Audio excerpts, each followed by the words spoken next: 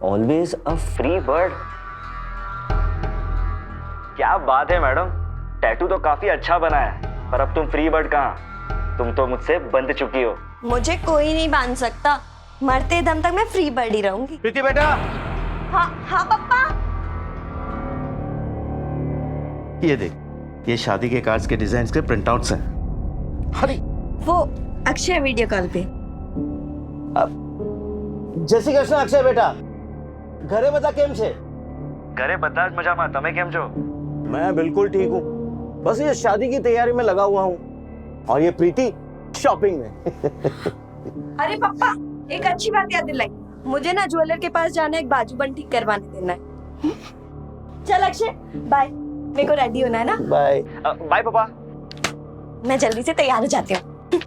बेटा, तारी माँ तो नहीं, पर मेरा तो फर्ज बनता है तुझे पूछने का, तू खुश तो छे ना? शू पापा, आप भी ना हिंदी फिल्मों के टिपिकल पापा वाला सवाल पूछ रहे हो, फिर भी आपकी तसल्ली के of course I am very happy. चल अब जल्दी से तैयार हो जा और कर ले जी भर के शॉपिंग।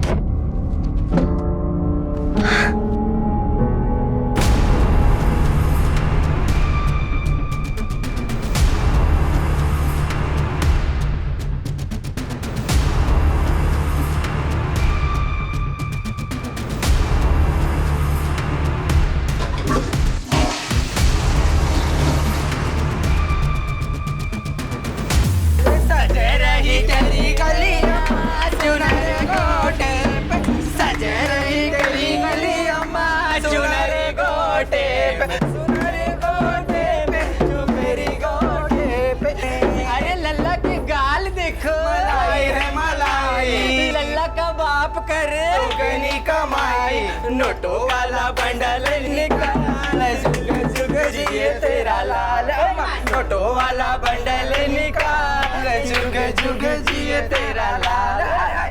बड़ा मजा आया ना। हाँ। अच्छे किया। हाँ। बड़ा खूबसूरत। ए लक्ष्मी, ये ले, सब मैं बांट दियो। हाँ, मैं अपना ले चुकी हूँ, अभी चलती है मैं। ए पद्मा, संभल के जाना। हाँ, जमाना बड़ा खराब है। चलो रे चलो।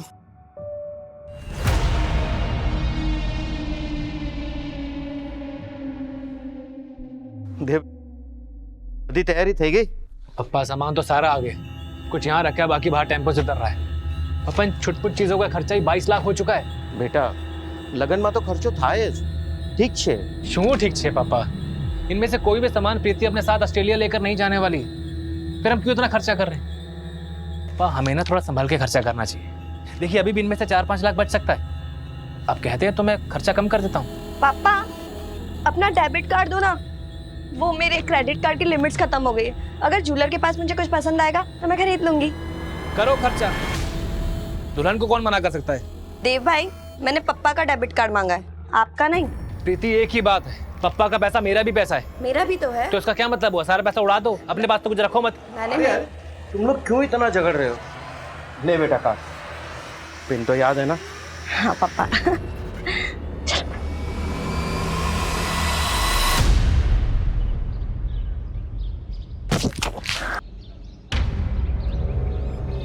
अभी तुझे कितनी बार समझाया पानी मत फेंका कर। रुक, तुझे मैं बताती हूँ। ए, अंदर कहाँ घुस रही हो? जगदीप भाई देखो ना, अभी ने मेरा पूरा ड्रेस खराब कर दिया। और इतना चिल्ला क्यों रहे हो? चलो बाहर, चलो बाहर।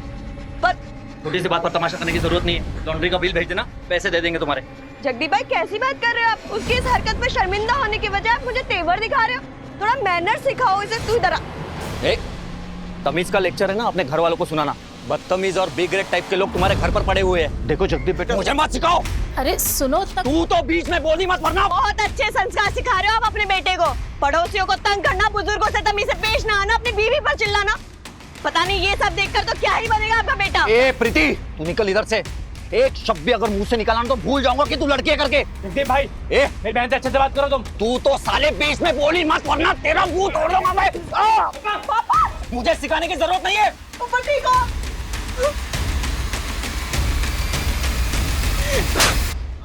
बहुत हो गई तुम लोगों की मनमानी।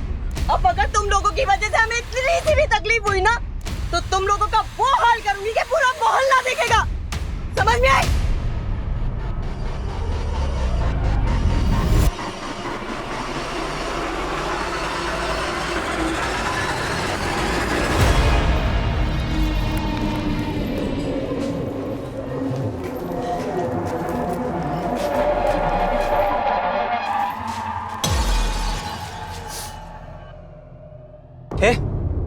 हाथ नहीं लगाने का मेरे को। तो लात लगाऊं? हाथ नहीं लगाने मुझको। पैसे दे मेरे। कीड़ा पड़ेगी तेरे पे, नरक में जाएगा तू। ये पद्मा की जुबान है, देख लेना।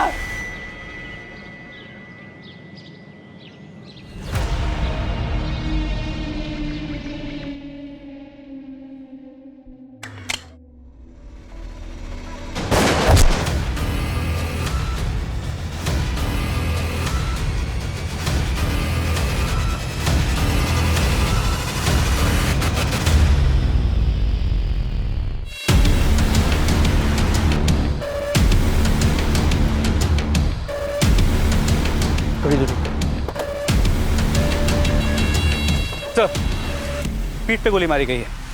विक्टिम का नाम प्रीति कोठारी। इसका घर यहीं थोड़ी दूरी पे है। इसके एक पड़ोसी ने इसके बॉडी को पहचाना। किसी प्राइवेट कंपनी में सेल्स डिपार्टमेंट में काम करती है।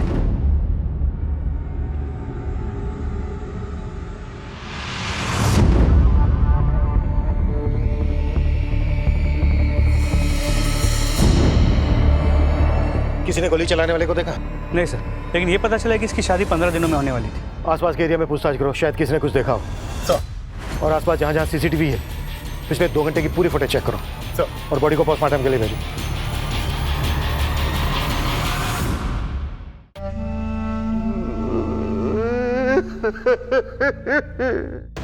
शेष जी, संभालिए अपने आप को। किसी के साथ कोई झगड़ा, दुश्मनी आप लोगों की या प्रीति की? जी सर, जब प्रीति यहाँ से ज्वेलरी शॉप जाने के लिए निकल रही थी, जगदीप से उसका झगड़ा हुआ था। बहुत हो गई तुम लोगों की मनमानी। अब अगर तुम लोगों की वजह से हमें इतनी सी भी तकलीफ हुई ना, तो तुम लोगों का वो हाल करूंगी कि पूरा मोहल्ला देखेगा। जगदीप कहाँ रहता है जगदीप? सर प्रीति से मेरा झगड़ा हुआ था, लेकिन उसके मर्डर से मेरा कोई लेना देना नहीं है सर। कुछ नया नहीं बोल रहा है तो? हर मुजरिम शुरू के कुछ मिनटों तक यही बोलता है कि उसका कोई लेना देना नहीं है, पर यकीन मान मेरा, उसका ये झूठ कुछ मिनटों का ही होता है। सर मैं झूठ नहीं बोल रहा हूँ सर। सर मैंने ये तो माना कि उसके परिवार के साथ मेरी दुश्मनी थी, लेकिन जिस समय ये घटना घटी मैं ऑफिस में था सर। आप चाहे तो किसी से पूछ सकते हो। प्रीति के परिवार से किस बात को लेकर दुश्मनी थी तेरी? सर प्रीति के पापा जयेश कोठारी और हम एक ही गांव से हैं, पटीदार है वो हमारे। सर सालों से दुश्मनी चल रही है, यूँ समझ लीजिए कि विरासत में मिली है। इसका मतलब ये तो नहीं कि प्रीति का मर्डर करके मैं अपनी जिंदगी खुद खराब करूंगा। झूठ मत बोल, सीधा लाइन पे आ। बोल। सर मैं झूठ नहीं, मैं सच बोल रहा हूँ। मैंने कुछ नहीं किया सर, मैंने कुछ नहीं किया। अरे रूबी, ओ भूमि, इधर को आ। अरे तूने पद्मा को देखा के? पद्मा, और उसका पूरा मुंह सूज गया।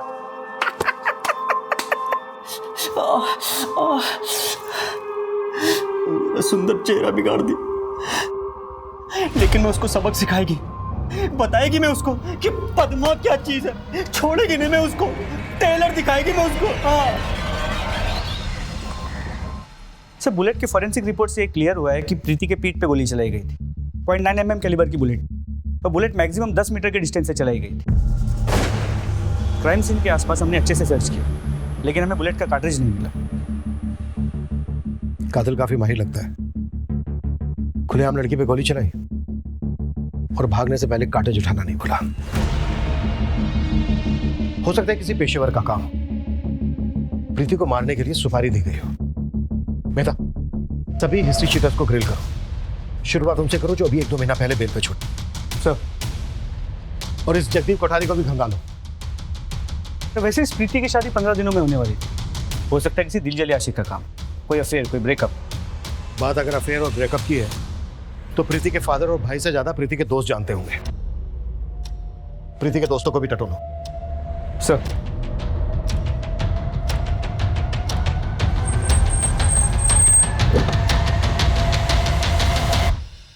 सर मैं प्रीति को 2 साल से जानती थी और हमने एक साथ ही ये कंपनी ज्वाइन की थी। और जहाँ तक मुझे पता है अक्षय से सगाई के बाद वो काफ़ी खुश थी sir. She was very happy. इन 2 सालों में प्रीति की जिंदगी में कोई और लड़का आया था? नहीं सर, प्रीति काफ़ी क्लियर थी। वो love marriage, love at first sight इसमें बिलीव नहीं करती थी। लेकिन हाँ सर, कुछ महीने पहले मुझे उसने एक बात बताई थी। प्रीति, मुझे ना तुमसे कुछ बात करनी थी। हाँ मनीष बोलना। वो मैं कह रहा था कि हम डिनर के लिए बाहर चलें? जा सकते हैं, बस मेरा काम थोड़ी देर में खत्म होने वाला है।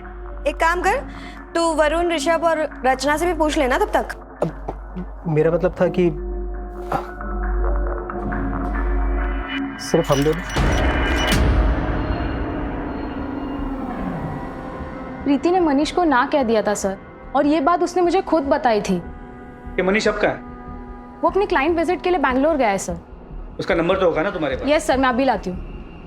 मनीष अग्रवाल, प्रीति के कॉल रिकॉर्ड से कोई लिंक मिला? नहीं सर, इनफैक्ट उन दोनों के बीच बहुत कम कॉल्स हुए हैं और कभी 3-4 मिनट से ज़्यादा बात नहीं हुई। प्रीति की सबसे ज़्यादा बातें अपने मंगेतर अक्षय और सहेली रचना से होती थी। इन दोनों की भी डिटेल्स निकालो सर। ओए, उठ जा। चल, तेरे लिए चाय नाश्ता रेडी है। कितनी देर सोएगा रे? चल जा, जल्दी तैयार हो जा। आज ना मैं तेरा मन पसंद ढोकला बनाया है, पेट भर के खाएगा। और देखना तू। अरे नितेश कहाँ जा रहा है? आता। अरे लेकिन नाश्ता तो कर जा। सुन ना, उसके लिए इतना प्यार से नाश्ता बनाई, लेकिन उसको कुछ खा।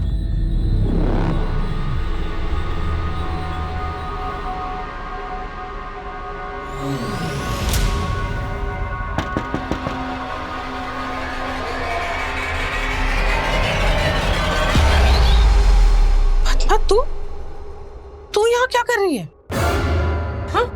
किधर है तेरा लौंडा नितेश? निकाल बाहर उसको। हाँ, मुझको मार के अपनी मर्दानगी दिखा रहा था। हाँ, बाहर निकाल उसको, छोड़ेगी नहीं मैं उसको। और उसके साथ क्या कर रही है तू? देख पद्मा, ये सब नौटंकी ना यहाँ मत कर। मैं तुझसे बाद में बात करती हूँ ना। जा अभी। नहीं जाएगी मैं। अरे भाई लोगों, इसके बेटे ने मेरा पैसा लूटा। हाँ, मारा मुझको। जाएगी ना मैं, इधर ही बैठेगी मैं धरने पे, इधर ही। अरे नन्ही देवी, हाय हाय, निकाल मेरा पैसा। हाय हाय, इसका बेटा। हाय हाय, निकाल मेरा पैसा। हाथ जोड़ती हूँ, तू जा ना अभी। मैं किधर नहीं जाएगी, मैं इधर ही धरने पे बैठ गया। तू क्या कर रही? क्यों तमाशा कर रही है? जाना अभी।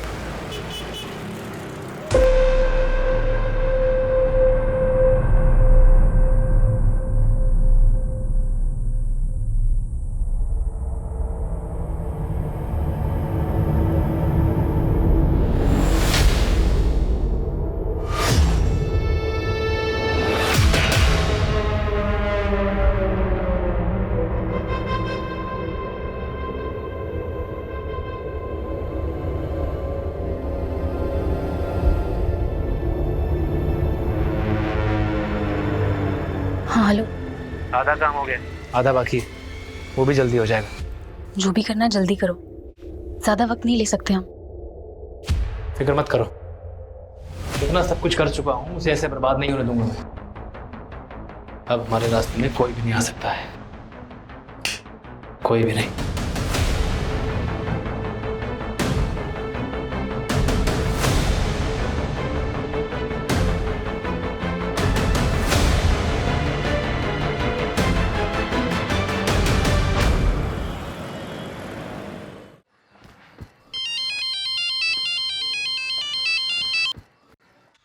हाँ आ रहा हूँ। पैसे मिल गए ना? हाँ 1,20,000 मिल गए।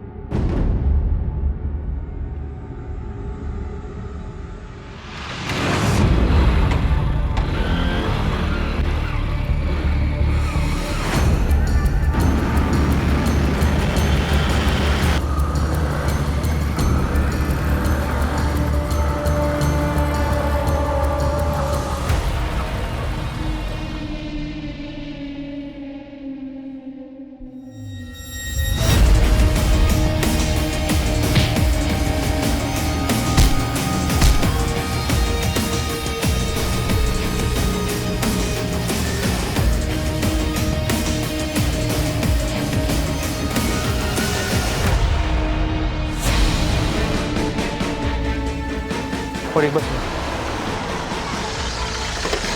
सर, चेहरे को बहुत ही बुरी तरह कुचला गया है उस पत्थर से। ऐसे पहचान पाना नामुमकिन है। इसका ड्राइविंग लाइसेंस से इसकी पहचान हुई। इसका नाम अनिल चुदासमा है, उनकी पत्नी मीता चुदासमा। 1,20,000। जी, बीसी का पैसा लेकर आ रहे थे। मेरे भाई को पैसे की बहुत जरूरत थी। और इनके हाथ में एक सोने की ब्रेसलेट भी थी जो अब गायब है। इनकी दुश्मनी थी किसी के साथ? मुझे कुछ नहीं मालूम सर। 1,20,000 और एक सोने की ब्रेसलेट के लिए कोई इतनी बेरहमी से क्यों मारेगा? और अगर इसका चेहरा इसलिए कुचला गया है ताकि इसकी पहचान ना हो सके, तो फिर कातिल इसकी आईडी छोड़ के क्यों गया होगा? सर एक बात और, ये 1,20,000 लेके जा रहा था। इसकी बीवी के अलावा सिर्फ इसके बीसी के मेंबर्स जानते थे। बीसी कौन चला रहा था? प्रफुल्ल पारेख। प्रफुल्ल पारेख को पुलिस स्टेशन बुलाओ। जी सर। बॉडी को पोस्टमार्टम के लिए भेजो। तो प्रीति कोठारी केस की क्या रिपोर्ट है? सर पिछले 2 महीनों में जितने भी हिस्ट्री शीटर्स बेल पे बाहर निकले उन्हें हमने कंगाला, लेकिन भनक तक नहीं लगी कि ये कांड किसने किया है। हो सकता है कातिल गुजरात के बाहर से बुलाया गया है। मेहता, प्रीति के केस की डिटेल्स महाराष्ट्र और राजस्थान पुलिस के साथ शेयर करो। अनिल की पोस्टमार्टम रिपोर्ट मुझे जल्द से जल्द चाहिए। तो ये रहे बीसी के सारे मेंबर्स के नाम और नंबर्स। अनिल की इनमें से किसी के साथ कोई दुश्मनी? दुश्मनी का तो पता नहीं, पर अनिल भाई की सोच एकदम अलग थी। मेरा मानना यह है कि व्यापार हमेशा प्यार से होना चाहिए। पर अनिल भाई साहब, अभी आपने कहा कि अनिल की सोच बिल्कुल अलग थी। ये अलग से क्या मतलब है आपका? एक्सप्लेन करेंगे? क्या बताऊं साहब, ऐसे मरने वाले की बुराई तो करनी नहीं चाहिए। हाँ, लेकिन इतना जरूर कहूंगा कि वो पैसे को ना जान से ज्यादा मानते थे, और एंड में क्या हुआ? जान भी गई और पैसा भी, वो भी इतनी बेरहमी से। सर देखिए तो एक मिनट। सर मर्डर वाले दिन 13 सितंबर को ज्वेलरी शॉप से लेकर प्रीति के घर तक के सारे सीसीटीवी फुटेज स्कैन किए। सर उसमें एक जगह मनीष प्रीति के साथ कैप्चर हुआ है।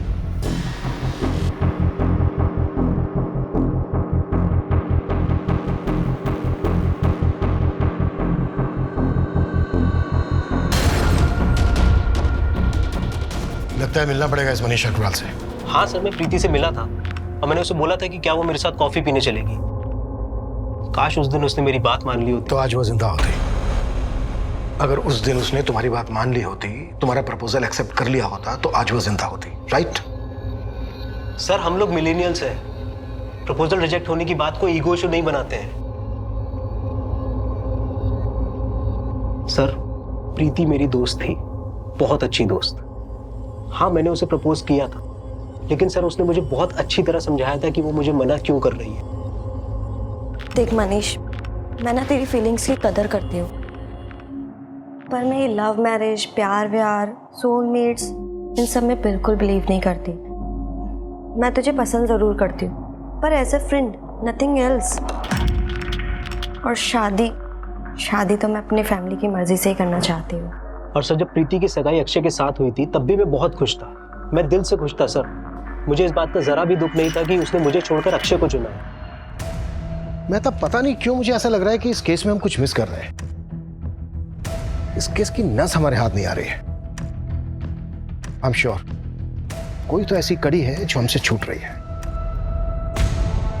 जितेश, अंदर राजा कोई ऐसी हालत में देख लेगा ना और 4 बातें करेगा।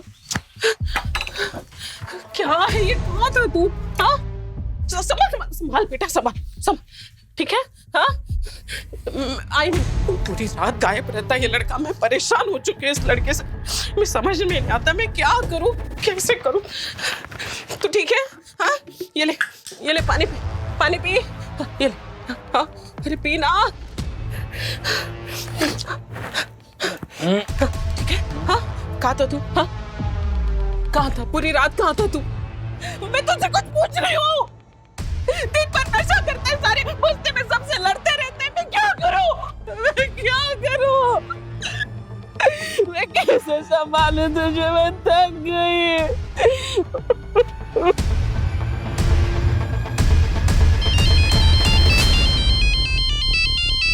Hello sir, this is Akshay here from Australia.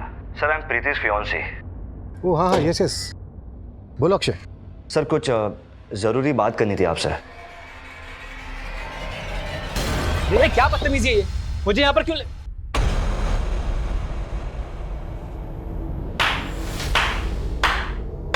क्या बात है इंस्पेक्टर साहब, आप लोग कातिल को ढूंढ नहीं पा रहे तो आपने मुझे ही मेरी बहन के कत्ल में फंसाने का प्लान बना लिया है। प्लान हमने नहीं, तुमने बनाया था, ताकि तुम्हें हाईवे वाली 5 करोड़ की जमीन गंवानी ना पड़े। हाँ सर, ये बात सच है। मुझे वो जमीन चाहिए थी, लेकिन मेरे पापा वो जमीन मेरी बहन प्रीति और उसके होने वाले पति को देना चाहते, बस। पर अब तो नहीं कर पाएंगे ना, कुछ भी कहो, तुम्हें 5 करोड़ का फायदा हुआ है ना। इंस्पेक्टर साहब, अपनी हद में रहिए आप। किसी चोर चक्के से बात नहीं कर रहे, एक शरीफ इज्जतदार आदमी से बात कर रहे हैं आप, एक भाई से बात कर रहे हैं जिसने अपनी बहन खोई है, और आप लोग उसके कातिल को ढूंढने में नाकामयाब साबित हुए। केस को उलझाने से अच्छा आप ये मान लीजिए ना कि आपकी पुलिस किसी काम की नहीं है, ताकि मैं खुद अपनी मेहनत से अपनी बहन के कातिल को ढूंढ के निकालूं और अपने हिसाब से सजा दूं उसको। अभी आपका हो गया तो क्या मैं जा सकता हूं प्लीज?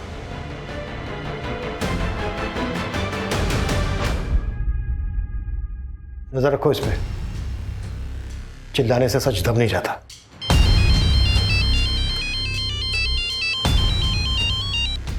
हाँ डॉक्टर साहब, ठीक है हमारे।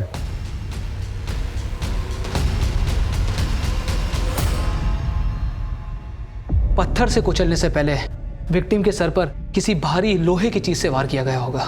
क्या ये हथौड़ी जैसी कोई चीज हो सकती है? I don't think so. मेरा एक्सपीरियंस कहता है कि गन को एज अ वेपन की तरह यूज किया गया होगा।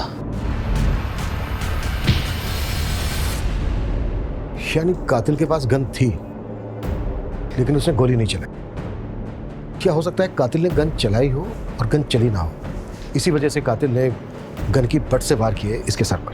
Quite possible. समझ में नहीं आ रहा है, कातिल ने इतनी बेरहमी से मारा है अनिल को। कातिल का मकसद क्या? सर कहीं ना कहीं मुझे ऐसा लगता है कि ये प्रीति और अनिल दोनों के केसेस कनेक्टेड हैं। कैसे? प्रीति को गोली मारी गई,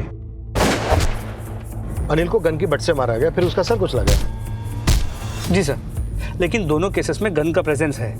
हालांकि जैसे आपने कहा अनिल के केस में शायद गन चली ना हो, लेकिन सर अनिल का गोल्ड ब्रेसलेट और पैसे गायब थे, और प्रीति भी ज्वेलरी शॉप से निकली थी। लेकिन ज्वेलरी शॉप से पता चला है कि प्रीति ने उस दिन ज्वेलरी खरीदी ही नहीं थी, नहीं उसके पास ज्वेलरी थी, नहीं ज्यादा पैसे थे। इन दोनों केसेस को लिंक करे, अभी तक ऐसा कोई ठोस सबूत हाथ नहीं लगा है। मेहता, प्रीति और अनिल इन दोनों केसेस को रिविजिट करो, शायद कोई कॉमन लिंक हाथ लग जाए, जैसा कि तुम्हें अंदेशा है। सर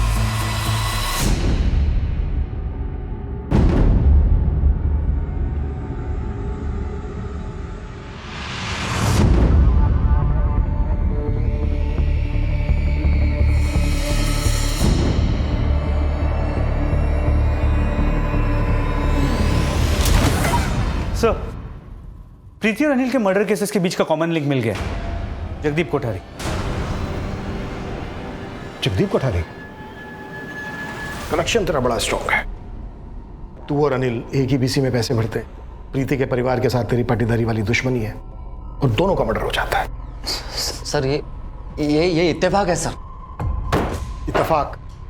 प्रीति के परिवार के साथ तेरी पुरानी दुश्मनी थी, जिस दिन प्रीति के साथ तेरा झगड़ा होता है, इत्तेफाक से उसी दिन प्रीति का मर्डर हो जाता है। जिस बीसी में अनिल पैसे भरता है, इत्तेफाक से तू भी उसी बीसी में पैसे भरता है। जिस दिन अनिल बीसी के पैसे उठाता है, इत्तेफाक से तू भी वहीं मौजूद होता है। तुझे पैसे उठाने का मौका नहीं मिलता, गुस्सा आता है तुझे, और जिस समय अनिल बीसी के पैसे लेकर जा रहा होता है, इत्तेफाक से अनिल का मर्डर हो जाता है। सर ये सच में इत्तेफाक है सर। हाँ, लेकिन सर जिस दिन अनिल ने बीसी के पैसे उठाए, उस दिन प्रफुल्ल की और अनिल की बहस हुई थी, ना कि मेरी। कैसी बहस? हमारे भी जाना लॉस। अपना 30,000 से लॉस से। मेरा 50,000, ठीक है? 80,000। मेरा धंधे में लॉस जा रहा है अनिल भाई, मुझे जरूरत है, प्लीज। जरूरत सबकी होती है प्रफुल्ल। अनिल भाई प्लीज आप। अरे प्रफुल्ल, धंधे में जाया दिखाऊंगा तो मुनाफा कैसे कमाऊंगा? सारे जवाब पहले से सोच के आया था ना। सर अगर आपको मेरे बात का यकीन नहीं हो रहा तो आप हमारे बीसी होल्डर से कंफर्म कर सकते हैं। वो तो करेंगे ही।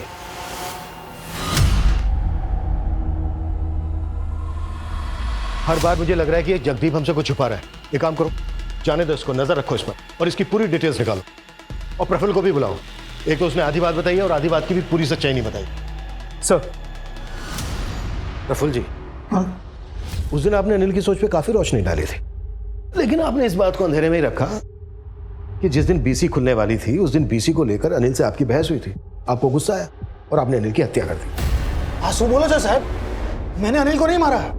इतनी सी बात के लिए मैं मर्डर थोड़ी करूंगा। लेकिन इतनी सी ही बात आपने हमसे छुपाई थी। छुपाई थी नहीं साहब, बताना जरूरी नहीं समझा। आखिरी मौका दे रहा हूं तुझे, जो बात तूने हमसे बतानी जरूरी नहीं समझी अब बता दे। साहब सच बोल रहा हूं, मैंने कुछ नहीं छुपाया, माता जी ना सम। इस लड़की को पहचानता है? नहीं साहब, कौन सी झोकरी? उन दोनों केसेस की फाइल मेरे टेबल पर रखो। हाँ सोनू बोल। साहब एक गर्मा गर्म खबर है। हाँ तो ठंडी होने से पहले जल्दी बता। साहब जगदीप की बहन एकता 1 साल पहले गांव से यहाँ आई थी। हाँ तो उस वक्त जगदीप ने प्रीति के भाई देव की खूब पिटाई की और आनंद फानंद में एकता की शादी कहीं और कर दी थी साहब। मैंने देव को पीटा था क्योंकि उसने मेरे बहन के साथ एकता के पेट में देव का बच्चा पल रहा था सर। दोनों ने किसी को बिना बोले अबॉर्शन करवा लिया। भैया भैया भैया छोड़िए, भैया क्या कर रहे हैं, छोड़िए उसको। मेरी बहन जगदीप, अरे क्यों मार रहे हो इसे? इसने मेरी बहन के साथ। मैंने फौरन एकता को गांव भेज दिया और 1 महीने के बाद उसकी अहमदाबाद में शादी करवा दी। लेकिन बदले की आग तेरे सीने में धधकती रही। सर मुझे भी ऐसा लगता है कि ये सब जगदीप ने ही किया है। उसके पास कई कारण थे प्रीति को जान से मारने के। ठीक उसी तरह जिस तरह तुम्हारे पास कारण थे। एकता के साथ अब भी टच में हो ना? हमने सब पता कर लिया है। जो भी करना जल्दी करो, ज्यादा वक्त नहीं ले सकते हम। पुलिस प्रीति कोठारी और अनिल चुरासमा की हत्या के बीच में लिंक ढूंढ रही थी और दोनों ही मर्डर्स के तार कहीं ना कहीं जगदीप से जुड़ रहे थे। लेकिन इन कमजोर कड़ियों के बल पर किसी भी नतीजे पर पहुंच पाना यह पुलिस के लिए संभव नहीं था। क्या वाकई में इन दोनों वारदातों में कोई कनेक्शन था? लेकिन इससे पहले कि पुलिस अपनी इन्वेस्टिगेशन को कोई दिशा दे पाती, एक और जिंदगी पर मौत अपनी दस्तक दे चुकी थी।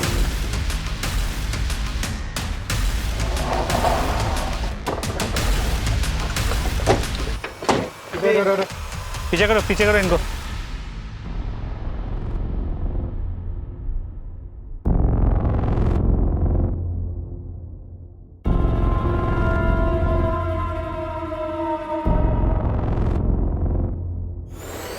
सर मर्डर का पैटर्न सेम है, पीठ पे गोली चलाई गई है तो कार्ट्रिज भी मिसिंग है।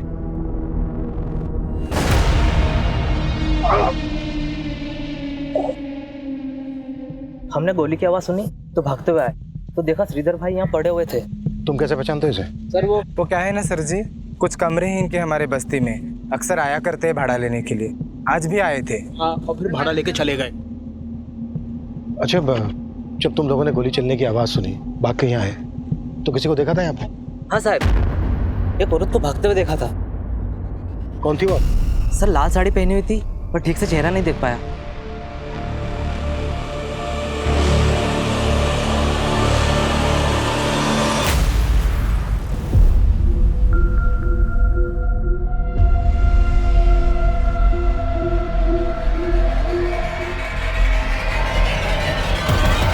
तो श्रीधर मर्डर केस का भी सेम पैटर्न है। 0.9 mm की गोली से पीठ पे शूट किया गया है। मेहता, पहली बार इन तीनों मर्डर्स में हमें किलर का कुछ क्लू मिला है। वो लाल साड़ी वाली औरत। मेहता, वापी में जितनी भी 0.9 mm कैलिबर की गन के लाइसेंस इशू हुए हैं, इन सब की डिटेल्स लिखो और जहां पर हमें श्रीधर की लाश मिली थी उसके आसपास के सभी सीसीटीवी फुटेज चेक करो। आई एम श्योर वो लाल साड़ी वाली औरत कहीं ना कहीं जरूर कैप्चर हुई होगी। जी सर। और सर फिलहाल मीडिया इस केस को काफी उछाल रही है। मेहता, ये लाल साड़ी वाली औरत वाली बात मीडिया तक नहीं पहुंचनी चाहिए, नहीं तो किलर अलर्ट हो सकता है। मुझे नहीं लगता किलर यहीं तक रुकेगा। वो इस वक्त अपने अगले शिकार की फिराक में होगा, इससे पहले कि वो किसी और को नुकसान पहुंचाए हमें उसे धर दबोचना होगा।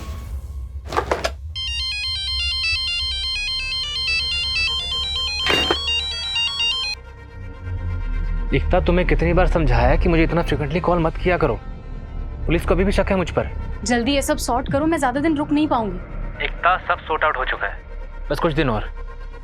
सुनो, अब दोबारा फोन मत करना मुझे। जब काम हो जाएगा तो I will call you. Okay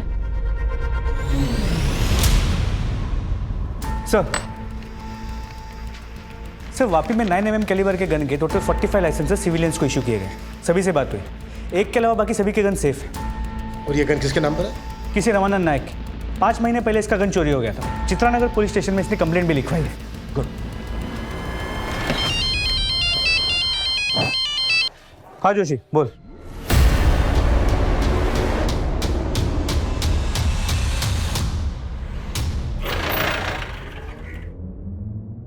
sir क्या हाथ लगा? सर वो सीसीटीवी में एक झगड़ा कैप्चर हुआ है। मैंने अपने फोन में उसका फुटेज ले लिया।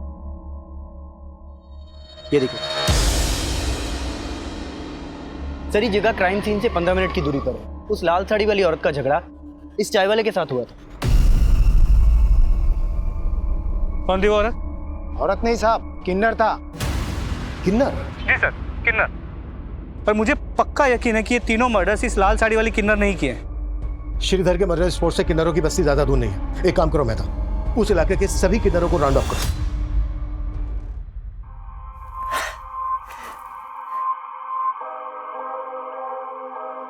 मेरे जन्मदिन का इससे अच्छा तोहफा और कोई हो ही नहीं सकता। तेरे दी हुई लाल साड़ी और तू दोनों मेरे पास है। आज मैं तुझे अपने हाथ से खाना खिलाएगी। देख, मैं तेरे लिए पूरी बनाई, सब्जी बनाई, खीर बनाएगी और तुझे मैं अपने हाथों से खिलाएगी। ले ले, मुंह खोल, मुंह खोल ना।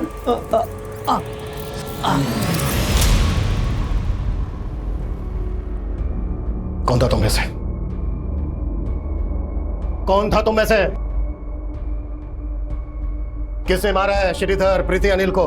देखो, जो कोई भी था तुम्हारी बिरादरी का था। जो भी सच है बोल दो, नहीं तो यहीं सड़ोगे सालों तक। साहब, हमने नहीं मारा साहब उसको, लेकिन साहब जैसा आप बोल रहे हैं उसके हिसाब से जरूर उसको पद्मा ने मारा होगा।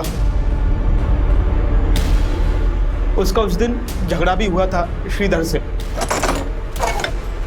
श्रीधर भाई, पद्मा भाड़ू, मैं देती ना तेरे को। अगले महीने तेरे 4 महीने का हिसाब पूरा कर देगी मैं, सच्ची में। पिछले 4 महीने से पद्मा तू एक ही लाइन दोहरा रही है। पागल समझ के रखा है क्या? तू एक काम कर, मैंने चाबी आप अने मारू घर खाली कर। अरे कैसा करेगा तो मैं किधर जाएगी फिर? श्रीधर भाई ऐसा नहीं करने का प्लीज। अरे नरक में जाएगा तू। चलेगा मेरे को। नरक में जाएगा, कीड़े पड़ेंगे तुझ पे, छोड़ेगी नहीं मैं तेरे को। अरे क्या चिकने सेठ, पीसीओ समझा है क्या? 2 रुपए देता है। अरे 5 रुपए तो दे। नहीं है। अरे कंजूस कहीं का। 5 रुपए देने में रो रहा है। पद्मा, तेरा ही नाम पद्मा है ना? हाँ साहब, नहीं पद्मा है। थाने चल, साहब ने बुलाया, बात करनी है। अरे साहब, मेरा बोनी का टाइम है। थाने चल, तेरी बोनी करवाते हैं। पकड़ो से। अरे साहब, पर साहब मेरे को बंदूक चलाना आता तो मैं ताली मार के लोगों के सामने हाथ नहीं फैलाती। ड्रामा बंद कर पद्मा, कोई फायदा नहीं है अब। सीसीटीवी में सब कुछ कैप्चर हो चुका है, तू भी और तेरी ये लाल साड़ी भी। दिखाओ, देख।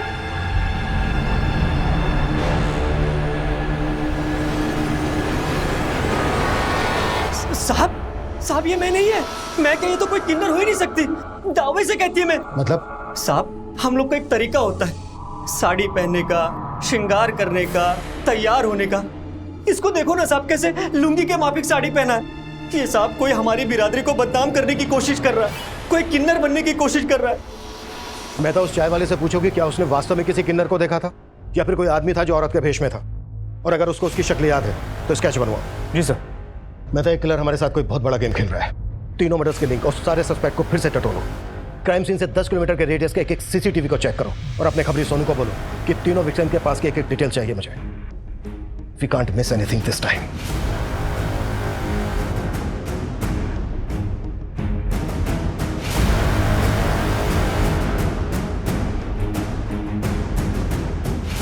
सोनू, इन तीनों विक्टिम्स के सारे राज खोद के निकाल। अपने सारे आदमी काम पे लगा दे। अपने पास टाइम कम है और काम ज्यादा। शक्ल याद है उसकी? थोड़ी बहुत याद है साहब। कैच बना सकेगा? कोशिश कर सकता हूँ।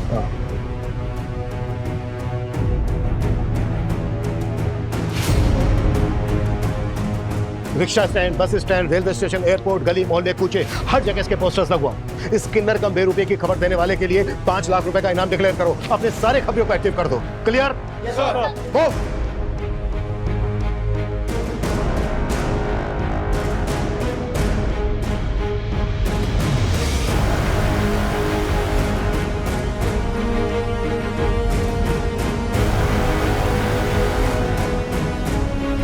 सीरियल किलर किन्नर के बाद अब पुलिस उस बहरूपिये की तलाश में जुट चुकी थी जिसने पिछले 3 महीनों से पुलिस की नाक में दम कर दिया था। बहरूपिये की थ्योरी को एक शक्ल तो मिल गई थी, लेकिन पुलिस के लिए अब भी ये केस तलवार की धार पर चलने के बराबर था। जैन सर, सर हमारे 4000 पुलिस वाले दिन रात इस केस में लगे हुए हैं, हमारे सारे खबरी भी लगे हुए हैं। सर इस केस को लेकर बहुत जल्द कोई बड़ी लीड हमारे हाथ लगी। यस सर, मैं आपको अपडेट देता रहूंगा। सर देखिए, मैं आपकी सिचुएशन समझ सकता हूं, प्लीज सर मुझे 1 हफ्ते का टाइम और दीजिए। 1 हफ्ते में या तो खूनी हमारे लॉकअप में होगा या मेरा इस्तीफा आपकी टेबल पर। सो मेहता, कुछ मिला? सर 3000 घंटों का सीसीटीवी फुटेज स्कैन किया, कुछ नहीं। मेहता, हमें जल्द से जल्द इस कातिल तक पहुंचना होगा, इससे पहले कि किसी और को नुकसान पहुंचाए।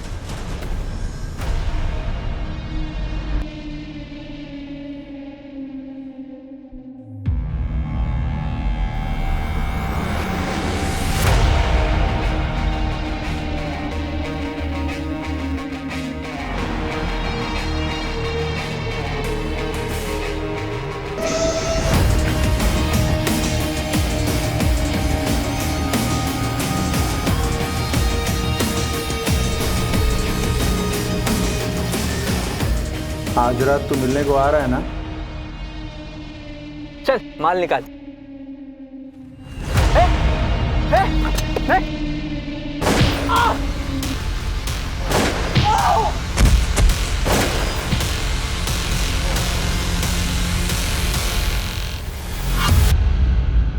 कातिल अपना चौथा शिकार कर चुका था और वापी पुलिस अब भी इस बात से बेखबर थी।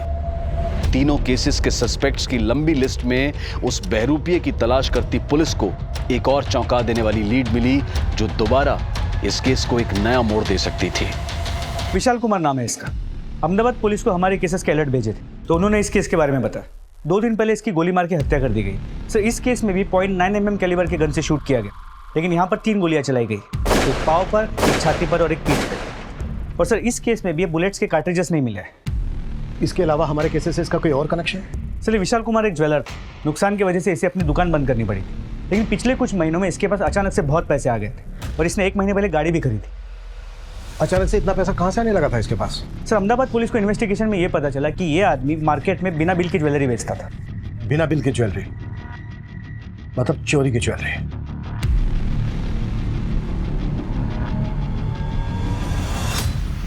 प्रीति भी ज्वेलरी शॉप से आ रही थी, अनिल के हाथ से ब्रेसलेट, श्रीधर के गले से चैन भी मिसिंग।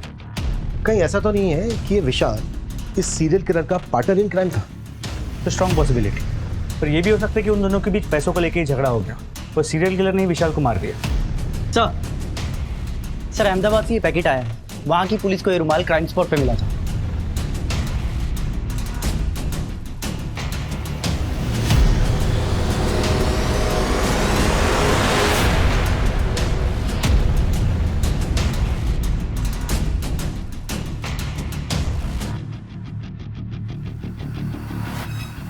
बहुत ही स्ट्रॉन्ग स्मेल है।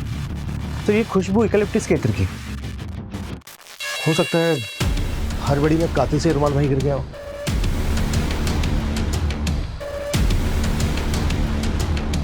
सर अहमदाबाद पुलिस ने अहमदाबाद की इत्र मार्केट में हर जगह पूछताछ की है कि ये इत्र कहाँ से और किसने खरीदा था, लेकिन सर उनके हाथ कोई लीड नहीं लगा है। अहमदाबाद में सिर्फ 1 मर्डर हुआ है, बाकी के 3 मर्डर यहाँ वापी में हुए। हो सकता है कि इत्र वापी से खरीदा गया हो। इस तरह की सभी दुकानें जहाँ पर ये मेडिसिनल या हर्बल इत्र मिलता है, सबको स्कैन करो। आई एम श्योर इस कातिल का सुराग वहीं से मिलेगा। सर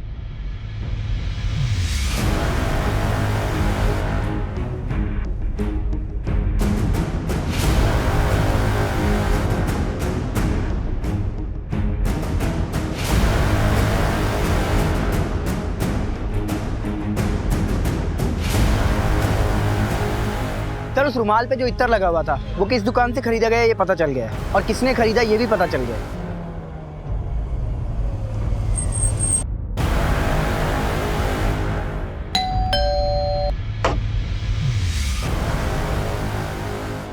जी कहिए।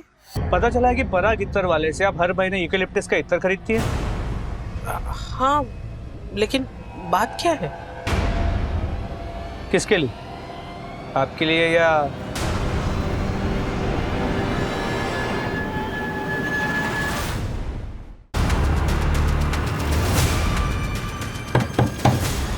काय को दरवाजा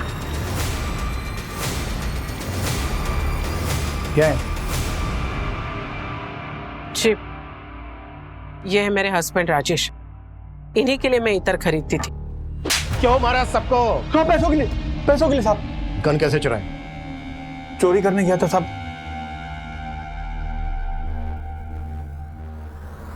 गहनों के साथ गन भी मिल गई तो ले आया था। बाकी सबको गोली से मारा।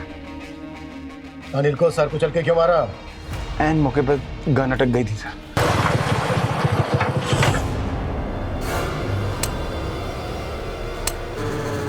गन के बट से उसके सर पे वार करके उसको घायल कर दिया। उसके बाद पत्थर से उसका सर को चलकर मार दिया। लोगों को लूटने के लिए, उनका मर्डर करने के लिए, किन्नर बनने की वजह? ये आइडिया मुझे श्रीधर के वक्त आया। श्रीधर को मारने का इरादा नहीं था मेरा, लेकिन पद्मा मेरे को बोली कि भाड़े के वास्ते श्रीधर ने उसको घर से बाहर निकाल दिया था। अरे कैसा करेगा तो मैं किधर जाएगी फिर? श्रीधर भाई ऐसा नहीं करने का। पद्मा के साथ क्या कनेक्शन है तेरा? प्यार करता है उससे? मैं नहीं, वो मुझे करती।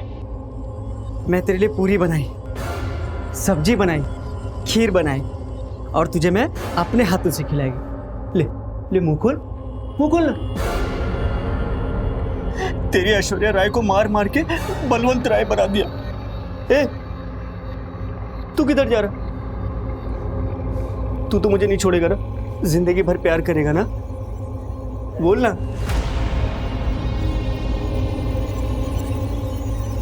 मुझे तो बस अपनी किस्मत से प्यार है। पद्मा मेरे लिए लकी। जब से उससे जान पहचान हुई तब से आज तक कभी भी किसी भी चोरी में मैं पकड़ा नहीं गया। अब देखिए ना, 3 मर्डर होने तक हम लोग भी मुझे कहां पकड़ पाए।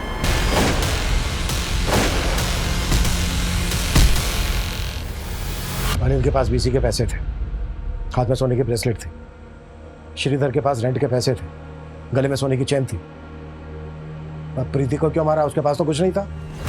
उसको मैंने ज्वेलरी की दुकान से निकलते देखा। मैं शिकार की तलाश में था। नई नई गन हाथ लगी थी, सोचा क्यों ना इस्तेमाल करूं, इसलिए मैंने गोली चला दी थी।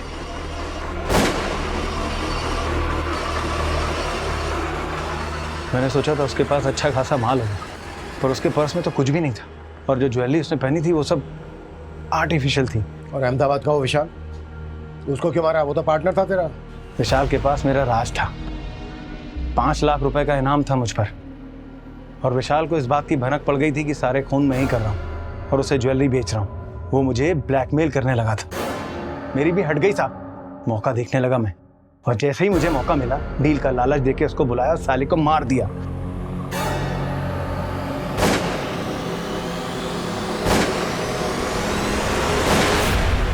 लगता तो नहीं कि ये सारे मर्डर तूने सिर्फ पैसों के लिए किए।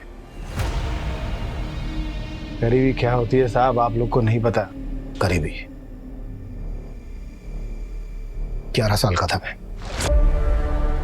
जब बाप मर गया था मेरा। अपने से छोटे 3 भाई बहनों को पाला है मैंने और खुद पढ़ाई की है। गरीबी की बात करता है। तेरे से ज्यादा गरीबी देखी होगी मैंने, और मैंने ही नहीं, मेरे जैसे और ना जाने कितनों ने। उन्होंने मर्डर किए, चोरी की।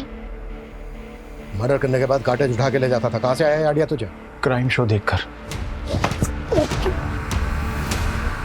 क्राइम शो देखकर तूने ये नहीं सीखा कि मुजरिम चाहे कितना भी शातिर हो, पुलिस उस तक पहुंच जाती है। राजेश गाला सिर्फ पैसों के लिए लोगों की हत्याएं करता था। उसे अपने किए पर बिल्कुल भी पछतावा नहीं था।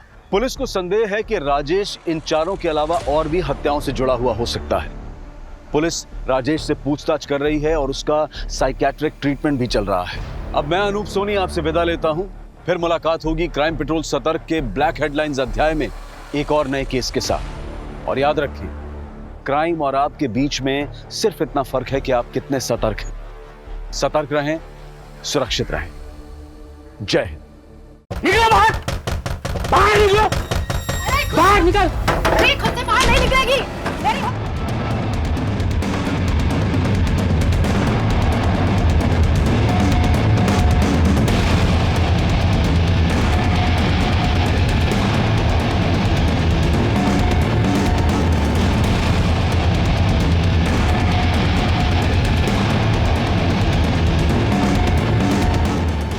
गया चोर, चोर पकड़ो पकड़ो इसे।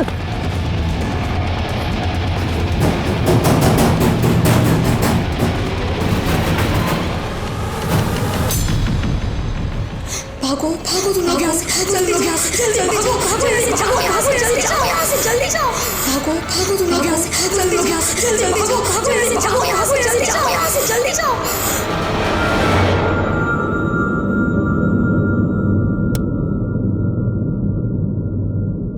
अम्मा बस हुआ अभी, अब हमसे और ना हो पाएगा। तुम जबरन सारी जिम्मेदारी हमारे ऊपर डाल दी हो। कभी हमारे बारे में भी तो सोचो। अभी पढ़ाई तक पूरी नहीं कर पाए, 27 के हो गए लेकिन शादी के बारे में सोच तक नहीं सकते। बस पैसा छापने की मशीन बन के रह गए हैं। अम्मा मनीष बच्चा नहीं रहा अभी, उसकी उम्र में हम सारे घर का जिम्मेदारी उठा लिए थे। अब हमसे उस निकम्मे की जिम्मेदारी नहीं उठाई जाती। पंकज बेटा, हम तुम्हारा तकलीफ समझ रहे हैं, पर तुम भी पुरानी बातों को भूलने का कोशिश करो बेटा। और हम कहाँ तुमको शादी के लिए मना कर रहे हैं, तुम्हारे अलावा उसका कौन है?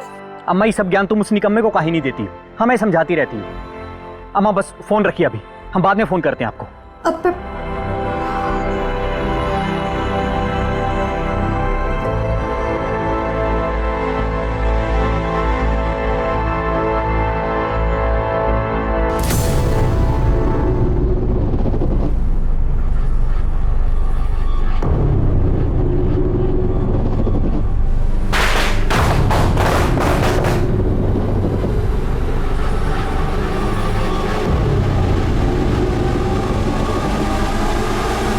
नमस्कार, आदाब। मैं अनूप सोनी क्राइम पेट्रोल सतर्क के ब्लैक हेडलाइंस अध्याय के आज के एपिसोड में आप सबका स्वागत करता हूं। भगवान ने इंसान एक ऐसा जीव बनाया है जो सोच सकता है, सही और गलत का अंदाजा लगाकर फैसला ले सकता है। पर भगवान के बनाए इसी इंसान के अगर इतिहास को देखा जाए तो उसके द्वारा लिए गए कई फैसलों के बारे में यह कहना बहुत मुश्किल होता है कि वो गलत लिए गए थे या फिर सही।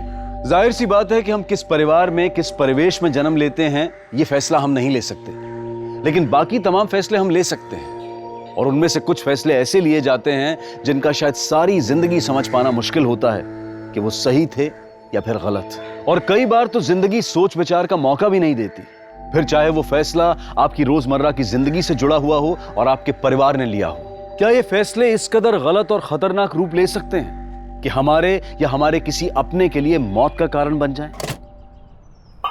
ए दीपू, आप कहाँ चल दिए? चुपचाप ट्यूशन निकलो, नहीं तो हम तुमको लतिया देंगे। अंकिता को देखो, घंटों पहले ट्यूशन चली जाती है। एक तुम हो, लाट साहब बने फिर रहे हो। हाँ तो अंकिता जाए तो जाए, हम नहीं जाएंगे चिरकुट के पास। पढ़ाता कम, बकैती ज्यादा झाड़ता है। ई देखो, नालायक का बस्ता भारी। तुम्हारे पापा बोल रहे थे कि अगर दीपू ट्यूशन नहीं जाएगा ना तो हमको फोन करके बोलना। अरे अंकिता गई तो है, एक का पढ़ना काफी नहीं है का? अरे वो लड़की है, उसके पढ़ने से हम लोगों को क्या फायदा होगा? और तुम लड़के हो, तुम पढ़ लिख लोगे तो हम लोगों के बुढ़ापे का सहारा बनोगे। अरे पढ़े लिख के भी तो बैठेंगे पप्पा की दुकाने पे, वो तो अभी बैठ रहे हैं। पढ़ लिख के कौन सा मील खुलवा देंगे हमारे लिए? काय के लिए फिजूल में मेहनत करवा रही हो अम्मा, और चाहे कुछ भी कर लो, पास वास तो हम होंगे नहीं। चुपचाप किताब उठाओ और ट्यूशन निकलो।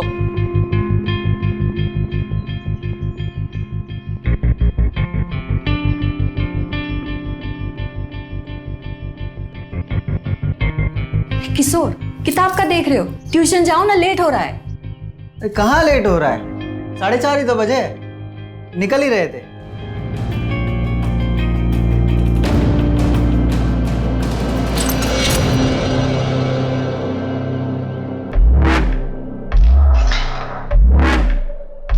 दीपू, अरे सर ने जो चैप्टर 4 का होमवर्क दिए थे कर लिए तुम? अबे कैसे करते, हमारे बुक में चैप्टर बोर्ड तो है ही नहीं।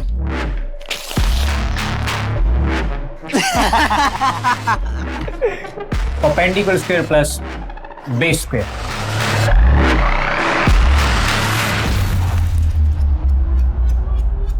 वो लड़की का नंबर है क्या तुम्हारे? हमारे पास कहाँ? अब तो मांग लेना। नहीं, ये देखो लंपट लोग बाहर ही मिल गए। कोई लड़की वड़की फंसा हो या किताब हाथ में ले ली बस चक्कर ही काट रहे हो? अरे कहाँ मनीष भैया, सब फालतू है यहाँ पे। जब देखो किताब में घुसी रहती हैं, घास भी नहीं डालती। वो नहीं, तुम दोनों फालतू। अरे एकदम यूजलेस थे। अरे एक लड़की नहीं फंसा जाता तुमसे, हट, वरना हमारा मार्केट भी खराब कर दोगे।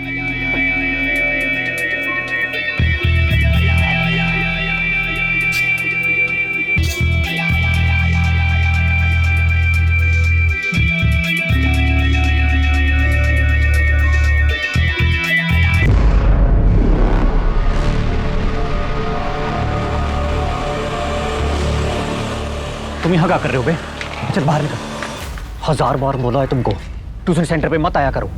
अगर ये बंद हो गया ना तो खर्चा चलाना भी मुश्किल हो जाएगा। पहले जिंदगी झंड की हो हमारी, अब और क्या चाहते हो? अरे भैया जिंदगी में एक गलती क्या कर दी है, पूरा जिंदगी भर कोसोगेगा? अरे हमें भी यहाँ शौक नहीं आने का, काम था तो आए थे। काम और तुम्हें? हाँ नहीं हो सकता का? 2000 रुपये चाहिए, दे दो। इसको काम नहीं डिमांड कहते हैं। स्कूल जाते तो पता होता तुमको। फिर वही पढ़ाई वढ़ाई का रोना मत रो, पैसे दो और जाने दो, वरना यहीं बच्चों के सामने धरना दे देंगे। 2000 नहीं है हमारे पास।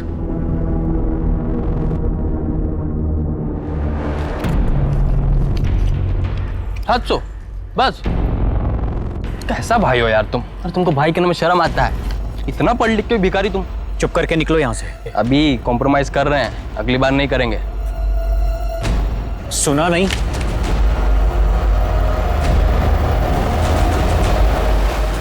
तुम लोग बाग में टहलने निकले हो? हाँ, क्लास में नहीं आओगे।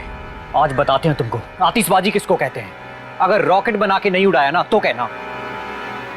सर, रॉकेट बनाने से पहले जरा सोच लीजिएगा, कहीं रॉकेट के साथ साथ घर का खर्चा भी ना उड़ जाए।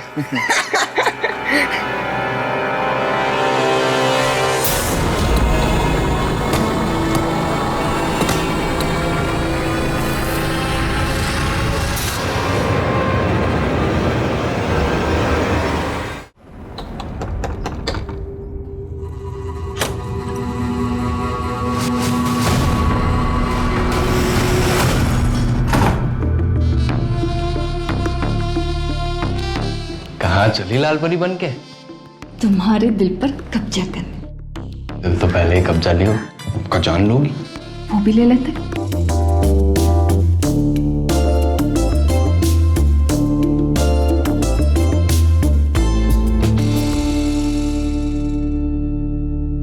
दीपू, किशोर, तुम दोनों को जो चैप्टर 4 का होमवर्क दिए थे वो निकालो। कैसे निकाले सर, जब किए ही नहीं है? काहे नहीं किए? हम किताब खोलकर देखे तो चैप्टर पर फटा हुआ था हमारी किताब में। अच्छा, और तुम? सर, हम किए थे, पर हमारी अम्मा है ना, हमारी अम्मा ने हमारे नोटबुक से होमवर्क फाड़कर उसमें रोटी बांधकर पापा को दे दी। अब हम क्या करते? ये चुटकुले सुनाना बंद करो और आगे आकर हाथ ऊपर करके खड़े हो जाओ। चलो आओ। अब ये तो नाइंसाफी है ना सर। अब होमवर्क आपकी मर्जी का था तो सजा तो हमारी मर्जी की होनी चाहिए। हम एक काम करते हैं, हम क्लास के बाहर चले जाते हैं। बेस्ट। चल। हे रुको, चुप करके अपनी जगह पर बैठो। बहुत होगी तुम दोनों की बदतमीजी, वरना आज ही तुम्हारे माँ बाप को बता देंगे। ये दोनों क्लास में आते नहीं है और आते हैं तो ऊपर से बदतमीजी करते हैं। बोल दो, इसमें आप ही का नुकसान है। आज जेब से कम 700 रुपए तो निकले, अगली बार 7 रुपए भी नहीं निकलेंगे। जीतू, माफी मांगो सर से। गुरु भगवान के समान होता है ना। तुम तो चुप ही रहो, तुम्हारी वजह से हमको भी पढ़ना पड़ता है। हम तो चले। चल किशोर। Bye sir.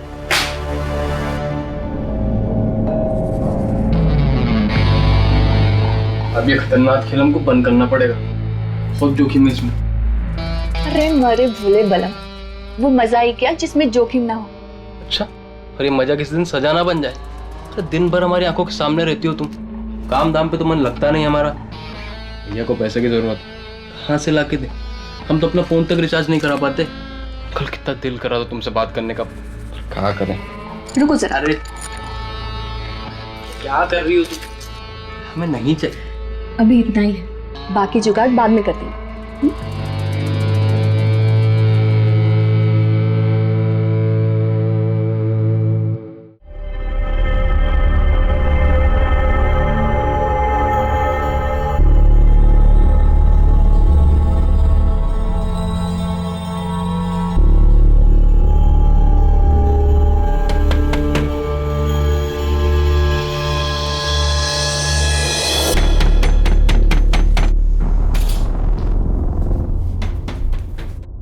सुनाई नहीं दे रहा है? आ रहे क्या मंदिर का घंटा उठा जो बजाया जा रहा है? उड़ के आए दरवाजा खोलने। अरे बात का है, काहे इतने गर्म हो रहे हो तुम? गरम काहे नहीं हूँ, 3 महीना हो गया तुम्हारे इस कामचोर भाई को यहाँ पे रहते हुए, अभी भी मेहमान बना पड़ा हुआ है। बर्तन देखो कैसा जूठा पड़ा हुआ है, घर देखो कैसा एकदम अस्त पड़ा हुआ है। इसको कुछ मतलब ही नहीं है। आज से या तो किराया देगा या तो घर से बाहर जाएगा। आधा किराया दे रहे हैं तुमको। आधा किराया क्या होता है? 3 आदमी रहता ना यहाँ पे, तो किराया भी 3 आदमी बटेगा बस। काहे चिल्ला रहे हो? अरे फुल वॉल्यूम में भी हमको कमेंट नहीं सुनाई दे रहा है। देख लो तेवर देखो लाट साहब के। आज बर्तन धरे का बारिश का था ना, फिर भी बर्तन जूठा पड़ा हुआ है। हिंदी तो ठीक से आता नहीं है, अंग्रेजी में कमेंट्री सुन रहे हैं। चलो उठो उठो, नहीं तो लतिया देंगे।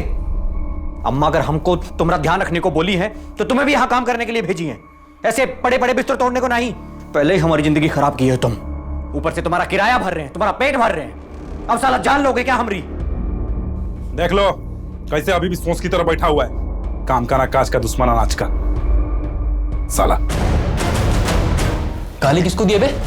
तुम्हारे बाप का खाते का हम। अरे बाप का बच्चा बोल रहा तू। अरे संदीप, अरे छोड़ो उसको बना। अरे नहीं, इसका जबान बहुत चल रहा है। अरे संदीप शॉट।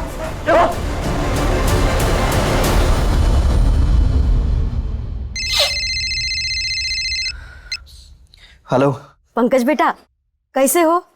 खाना खाए? खाना मार खाए हैं तुम्हारे स्लाट साहब के चक्कर में। अम्मा तुम अभी फोन रखो, हम इसको इंसाफ दिलाते हैं। साला कैसा बड़ा भाई हो बे तुम? ये तुम्हारा रूममेट तुम्हारे सामने हमको पीट रहा है और तुम हमारी चुगली कर रहे हो। अरे तू ऐसे बड़ा भाई पे। अभी तुम हम पे थूक रहे हो, हम पे थूक रहे हो तुम। साला औकात दिखा है अपना, साला हमारा जिंदगी बर्बाद की है। और मत भूलो तुम्हारे खाने से लेके तुम्हारी चड्डी तक का खर्चा हम उठा रहे हैं और हम पे थूकोगे तुम। तुम तीनों अभी का भी अपना सारा बोरिया बिस्तर बांधो और निकलो यहाँ से। रूम खाली चाहिए अभी का भी। पर पांडे सर हुआ कहाँ है? हुआ कहाँ है ये हमसे पूछ रहे हो? ये साला रोज रोज का तुम्हारा झगड़ा परेशान करके रख दिया हमें। और ये आज विंडो का कांच तोड़ दिए। 15 मिनट का टाइम दे रहे हो तुम्हें। ए जी सुनते हो? क्या है? सुनो ना जरा। हाँ बोलो। घर खाली रहेगा, दूसरे किराएदार आने में टाइम लगेगा, पैसों का नुकसान तो हमारा ही होगा ना। रहने दो ना उन्हें। चुप रहो, सिखाया तुम्हें नफा नुकसान? जाओ नीचे। 5 मिनट हो गया है, 10 मिनट में चाबी हाथ में चाहिए, 1 मिनट भी ऊपर नहीं, समझे?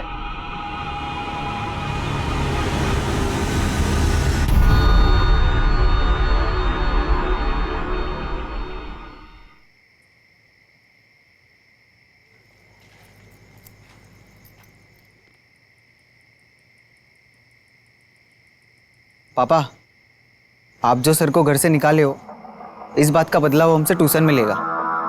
हम जाएंगे नहीं इसके ट्यूशन में पढ़ने। चुप रहो, ज्यादा खोपड़ी मत दौड़ाओ, जाओ अंदर।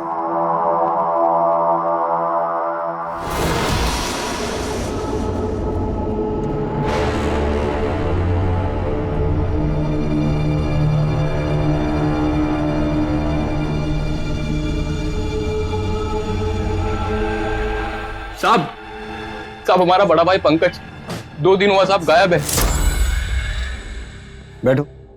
क्या हुआ? साहब उसका फोन भी बंद आ रहा है, हम सब जगह खोजे, वो कहीं नहीं मिल रहा। अम्मा को भी फोन किए बलिया, वहां भी नहीं गया साहब 2 दिन हो गया, पता नहीं कहाँ गायब है। और घर से सामान लेकर भी नहीं निकला। सामान लेकर नहीं निकला मतलब? तुमको बताया नहीं कहाँ जा रहा है? बताया तो नहीं साहब, अगर वो बताता तो हम उसको खोजते ना। काम क्या करता है तुम्हारा भाई? वो ट्यूशन क्लास चलाता है और खुद भी पढ़ रहा है, कोरेस्पोंडेंट से MSc कर रहा साहब। और तुमने उसे आखिरी बार कब देखा? साहब 2 दिन पहले, जब वो घर से कहीं जा रहा था तैयार होके। आज तो दुखी आत्मा बड़ी खुश है। कहाँ जा रहे हो? जहन्नुम में। चलोगे? तो तुम दोनों भाई साथ रहते हो? जी साहब, हमसे अलग एक रूममेट भी रखे भैया। वो क्यों नहीं आया तुम्हारे साथ कंप्लेंट लिखवाने? साहब वो शहर से बाहर गया, वो होता तो भी नहीं आता साहब। हम फोन किए तो उसको, बोले भैया गायब है। तो बोला तुम्हारे भैया, हमें काहे परेशान कर रहे हो? क्यों? ऐसा क्यों कहा उसने? साहब वो सुरेश थोड़ा ऐसे आदमी, 24 घंटे खोपड़ी गर्म रहता है उसका। वो भैया से भी उसका ताना तानी चलता रहता है, पता नहीं किस बात से भैया से वो खुन्नस खाए रहता है। पंकज और सुरेश के बीच में तनातनी किस बात को लेकर थी? तनातनी का तो मालूम नहीं साहब, पर सुरेश भैया पे खूब किलपता था, जैसे भैया उसका जमीन छीन ली हो।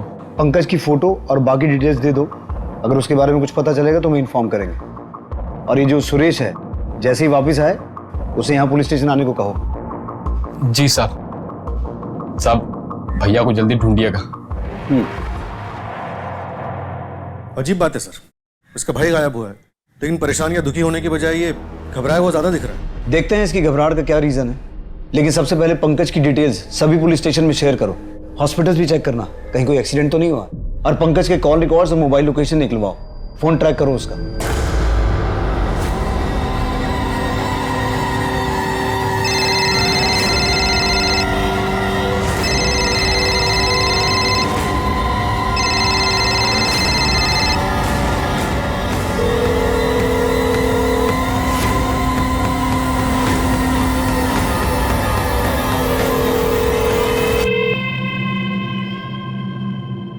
हाँ अम्मा, अरे अम्मा हम गए थे पुलिस स्टेशन। अम्मा जरा 1 मिनट रुकोगी? ये सुरेश कहाँ है? फोन क्यों नहीं उठा रहा वो हमारा? पता नहीं कहाँ है। तुमको कुछ पता वता भी रहता है? दिन भर बैठे बैठे ऊँगते रहते हो यहाँ। पंकज मिश्रा एक छोटे शहर का साधारण सा लड़का मैथ्स की ट्यूशन चलाकर जैसे तैसे अपना गुजारा कर रहा था। यह साधारण सा दिखने वाला लड़का अचानक एक दिन रहस्यमय तरीके से गायब हो जाता है। पुलिस उसकी तलाश में हर जगह, hospital, railway station, bus depot पूछताछ करती है, लेकिन कहीं से पंकज की कोई खबर नहीं मिलती। पुलिस पंकज मिश्रा का फोन ट्रैक कर रही थी, लेकिन गायब होने के बाद से ही उसका फोन स्विच ऑफ आ रहा था। पर 2 दिन बाद पुलिस को एक बड़ी कामयाबी मिली। भैया सुनिएगा, ये फोन बेचने का है और थोड़ा सा जल्दी कर दीजिएगा, हमें निकलना है। सर, पंकज के फोन के बारे में एक इंपॉर्टेंट इन्फॉर्मेशन हाथ लगी। उसका फोन थोड़ी देर पहले स्विच ऑन हुआ था। किसी ट्रक के क्लीनर ने उसे बेचने की कोशिश की थी। उस क्लीनर को पकड़ लिया गया है और उसे यहाँ क्वेश्चनिंग के लिए लाया जा रहा है। चल बोल भाई, क्या मजबूरी थी, क्यों बेच रहा था फोन? साहब वो हमको, क्योंकि वो फोन तेरा नहीं था, पंकज मिश्रा का था और हम उसके फोन का IMEI नंबर ट्रैक कर रहे थे। अब ये बता, फोन मिला कहाँ से? सब हम तो माल दे के आ रहे थे साहब। सब हम ट्रक के पीछे सोए हुए थे। हमें पेशाब लगा तो हम उस्ताद को बोले गाड़ी रोकने के लिए। जब हल्के होके निकले तो ये फोन ट्रक के पीछे भरा हुआ था। कहाँ रोका था ट्रक?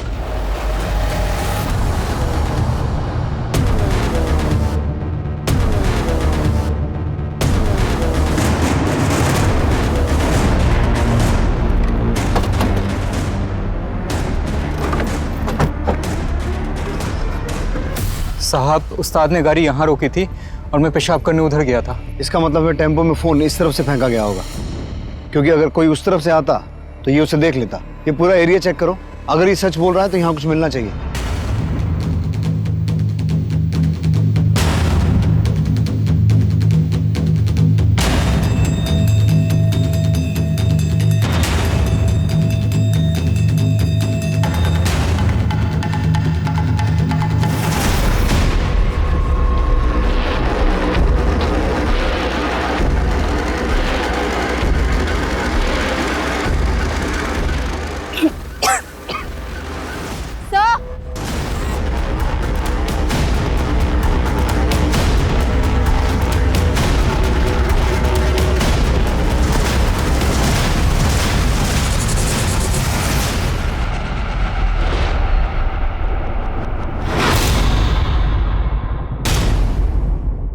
आंखें निकाली गई हैं सर, और बॉडी काफी सड़ चुकी है। पंकज ही लग रहा है।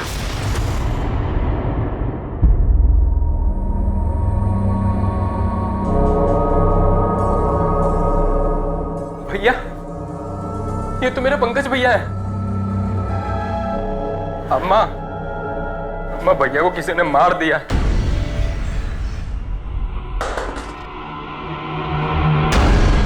इसका मर्डर बहुत बेरहमी से किया गया है। एक आदमी ने इसके पैर पकड़े हैं और दूसरे ने छाती में चढ़कर इसे गला काट दिया। आप बता सकते हैं इसका मर्डर कब हुआ होगा? 4-5 दिन पहले। और हाँ, इसकी आंखें मरने के बाद नहीं, जब ये जिंदा था तब निकाली गई हैं और उसके बाद इसका गला काटा गया है। मतलब कि मर्डरर इसे मारना नहीं बल्कि तड़पा के मारना चाहता था। निकल आए बिल से बाहर, मार दी हमारे भैया को। अरे ऐसा मारा कि उसकी आंख तक बाहर निकल रहा है। क्या किए थे? ज्यादा बौरा मत समझे। हमारे ऊपर मत डालो, हम यहाँ पे थे ही नहीं। छोड़ जाओ अपना। अजीब इत्तेफाक है ना, इसका रूममेट पंकज गायब हुआ और तभी ये शहर में नहीं था। सर इसमें हमारा कोनो हाथ नहीं है सर। ये चोट कैसे लगी? वो सब मोटरसाइकिल से जा रहे थे तो ठोक दिए थे गलती से किसी को, तो सब मिलके कूट दिए हमको। कमाल है। एक और इत्तेफाक। काम क्या करते हो? एंटरटेनमेंट इंडस्ट्री में है, फिल्म दिखाते हैं लोगों को। Entertainment industry? पंकज को कैसे जानते हो? सर हमको किराए पे रूम चाहिए था, तो ब्रोकर मिलवाया था हमको। तो ब्रोकर बोला कि साथ में मिलके रूम ले लो। उसके बाद सब ठीक चल रहा था सर। फिर ये आ गया रहने के लिए। इसके चक्कर में हमारा पंकज से लगभग रोजे लड़ाई होता था। और एक बार तो मकान मालिक आधा रात को हम लोग को घर से बाहर निकाल दिया। जब अकेले थे तो ठीक था, आधी रात में सड़क पर ला दिए हो तुम।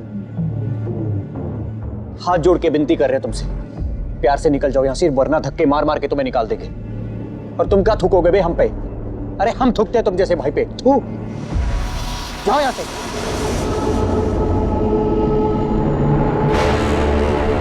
और तुम ये चाहते हो कि हम तुम्हारी कहानी पे विश्वास कर लें?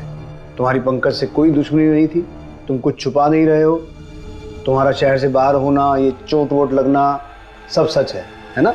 हाँ सर, हम सब सच बोल रहे हैं सर। सर, सुरेश झूठ बोल रहा है। पंकज उसका रूममेट था, उसे इतनी बुरी तरह से मारा गया, जीते जी उसकी आंखें निकाली गई, और ये सब पता होने के बाद भी उसके चेहरे पर कोई अफसोस तक नहीं दिखा। सर, इस सुरेश ने पंकज को मारा है, और सुरेश के चोटों के निशान किसी बाइक के एक्सीडेंट की वजह से नहीं है। मर्डर करते वक्त पंकज ने जो खुद को बचाने की कोशिश की होगी, ये चोटें उसे तब लगी होंगी। लेकिन सौरभ, ये भी याद रखो कि अगर सुरेश ने पंकज के साथ कोई दुश्मनी पाल भी रखी थी तो भी ये काम किसी एक आदमी का नहीं है। ऐसा क्या हुआ होगा सुरेश की लाइफ में जो पंकज को पता चल गया? और अगर अफसोस की बात करें तो अपने सगे भाई की बॉडी को इस हालत में देखकर मनीष की आंख से एक आंसू तक नहीं टपका, और आज सुरेश को देखकर इमोशन और गुस्सा दोनों आ गए, यहां तक कि उसने सुरेश का गिरेबान पकड़ लिया। सर, हो सकता है ये इमोशन, ये गुस्सा हमें दिखाने के लिए हो। करेक्ट, अब तुम सही जा रहे हो।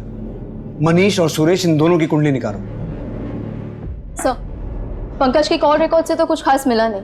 फैमिली के अलावा उसे ज़्यादातर कॉल स्टूडेंट्स और उनके पेरेंट्स के आए, और हाँ, उसे लास्ट कॉल मुन्ना चौधरी के फ़ोन से किया गया था, जिसके बच्चे पंकज के ट्यूशन में पढ़ते हैं।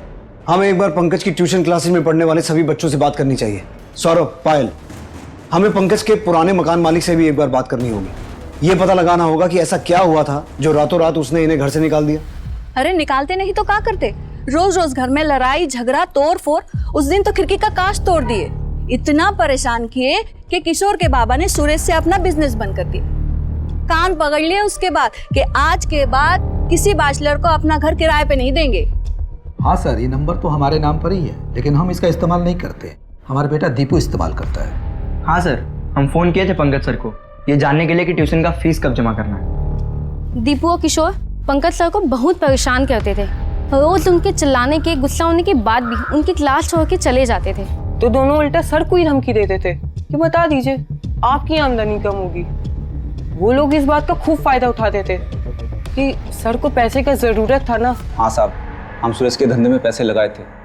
हमको तो लगता है कि पंकज भी धंधे में उसका पार्टनर था। एक दिन वो दोनों किराया देने आए थे, तब सुरेश ने हमको डील ऑफर किया था। अरे बहुत बढ़िया ऑफर दे रहे हैं आपको पांडे जी। इतना प्रॉफिट होगा कि किराया तो आपको चिल्लर लगेगा, छोटी लागत ज्यादा मुनाफा। अब बाकी तो आप पूरे गांव में फेमस हैं। प्रणाम सर। प्रणाम किशोर, होमवर्क कर लिए तुम? जी, वो तो ट्यूशन से आते ही कर लिए थे। अभी तो आगे की पढ़ाई कर रहे थे। टेस्ट रखेंगे अगले हफ्ते। रख लीजिए, हमें कौन सी देनी है? देखो, रिस्क लेने से हम डरते नहीं हैं, लेकिन पता तो चले कि धंधा क्या है। धंधा अंधा छोड़िए ना, आप बस नोट गिनने का तैयारी कीजिए। क्या है ना पांडे जी कि जब लक्ष्मी जी सामने से आती है तो ज्यादा पूछताछ नहीं करना चाहिए, लक्ष्मी जी नाराज हो जाती है। इतना बोल रहे हो तो चलो तुम्हारा भरोसा करके कुछ पैसा लगा देते हैं, फिर देखते हैं आगे क्या करना है। सुरेश ने बढ़िया मुनाफा कमा कर दिया। हमने तो अपने दोस्त मुन्ना चौधरी के पैसे भी इन्वेस्ट करवा दिए। फिर मुन्ना की बिटिया अंकिता से पता चला कि सुरेश का धंधा क्या है। बाबा, दीपू और किशोर खुद को बर्बाद कर रहे हैं। वो जो सुरेश है ना, वो इनके उम्र के बच्चों का भविष्य बिगाड़ रहा है। ये ट्यूशन छोड़ के उसके यहाँ गंदे पिक्चरें देखने जाते हैं।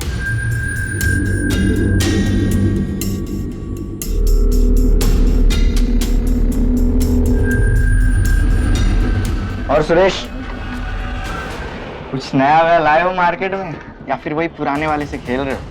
बेटा, आज खेल भी नया है और पैसा भी। मालो लाए हो कि नहीं? छुट्टे रखो सुरेश भैया, मजे करो।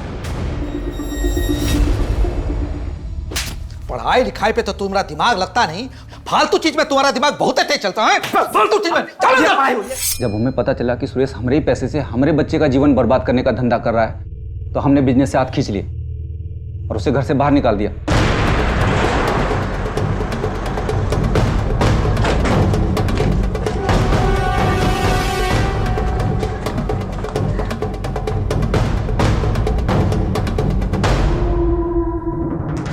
बैठ बैठ बैठ, इंटरवल होने वाला है।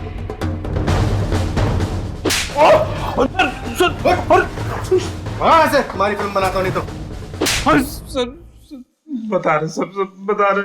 हम लड़का लोग के स्कूल के बाहर वो ब्लू फिल्म पार्लर चलाते हैं। पंकज को तेरे इस बिजनेस के बारे में पता था?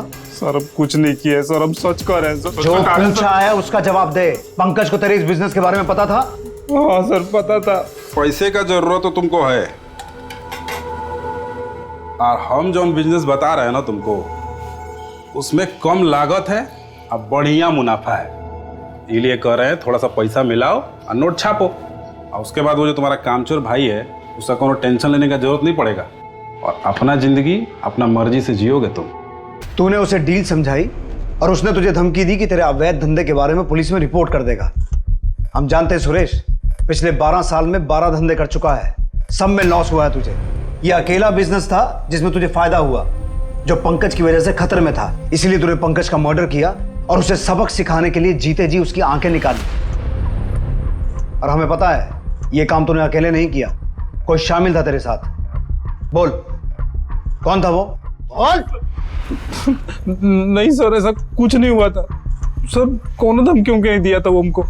सौरभ, पंकज को पैसों की जरूरत तो थी, हो सकता है उसने इन्वेस्ट किया हो और बाद में बिजनेस की किसी बात को लेकर झगड़ा हो गया हो। पंकज की बैंक डिटेल्स चेक करो, अगर प्रॉफिट हुआ होगा तो सामने आ जाएगा, और हो सकता है उससे पंकज के मर्डर का सच भी सामने आ जाए।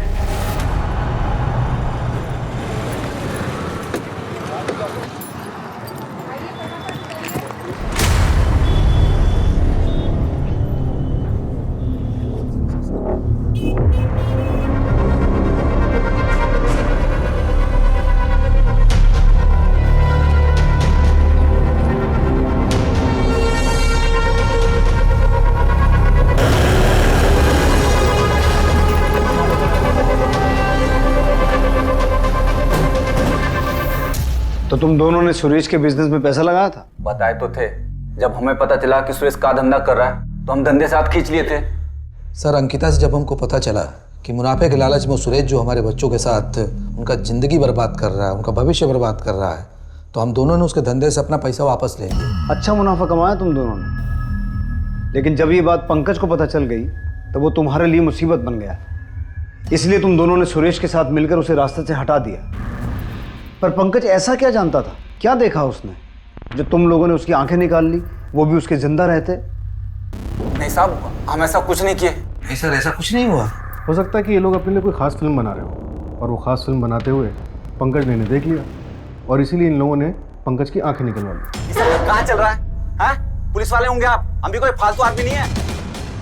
देखिए सर, बिना वजह हम लोग को उलझाइए मत, नहीं तो जो आपका वर्दी है ना वो खतरे में पड़ जाएगा। तो भी ठीक, अब जब वर्दी खतरे में पड़ ही जाएगा तो क्यों ना तुम लोगों को सबक भी सिखा दे।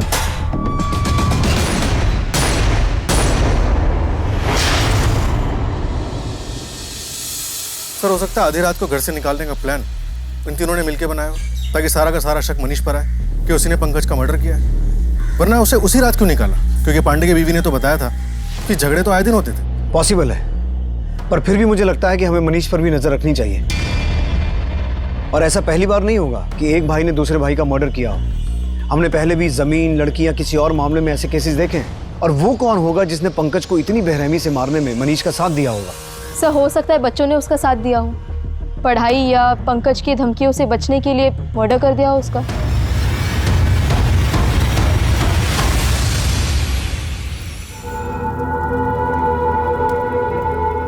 जहां एक तरफ पंकज के घर वाले पंकज की मौत का शोक मना रहे थे, वहीं दूसरी तरफ पंकज के कत्ल के संदिग्ध सुरेश झा, दीपक पांडे और मुन्ना चौधरी बेल पर पुलिस की रिमांड से बाहर आए। पुलिस के पास पंकज मिश्रा के कत्ल के मकसद और संदिग्धों की एक लंबी लिस्ट थी। पंकज का भाई मनीष मिश्रा अहम संदिग्ध था। उसके अलावा सुरेश झा, दीपू चौधरी, किशोर पांडे, दीपक पांडे और मुन्ना चौधरी सभी शक के दायरे में थे। पर बावजूद इसके पुलिस के पास इनमें से किसी के भी खिलाफ कोई पुख्ता सबूत नहीं था। साधारण से दिखने वाले इन मध्यम वर्गीय संदिग्धों ने पुलिस के लिए एक चक्रव्यूह रच दिया था, जिसे भेद पाना पुलिस के लिए दिन ब दिन मुश्किल होता जा रहा था। अम्मा, हम पक्का तो नहीं कह सकते, पर हमें लगता है हमें समझ आ रहा है पंकज सर के साथ क्या हुआ होगा। क्या बोले हो तुम? हमको जरा समझा। सब बताएंगे, बस एक बार हम पक्का कर ले कि हम जो सोच रहे हैं वो सही है या नहीं। हम आते। अरे किशोर, जा कहाँ रहे हो वो तो बता। हम आते हैं, रात के खाने तक लौट आएंगे।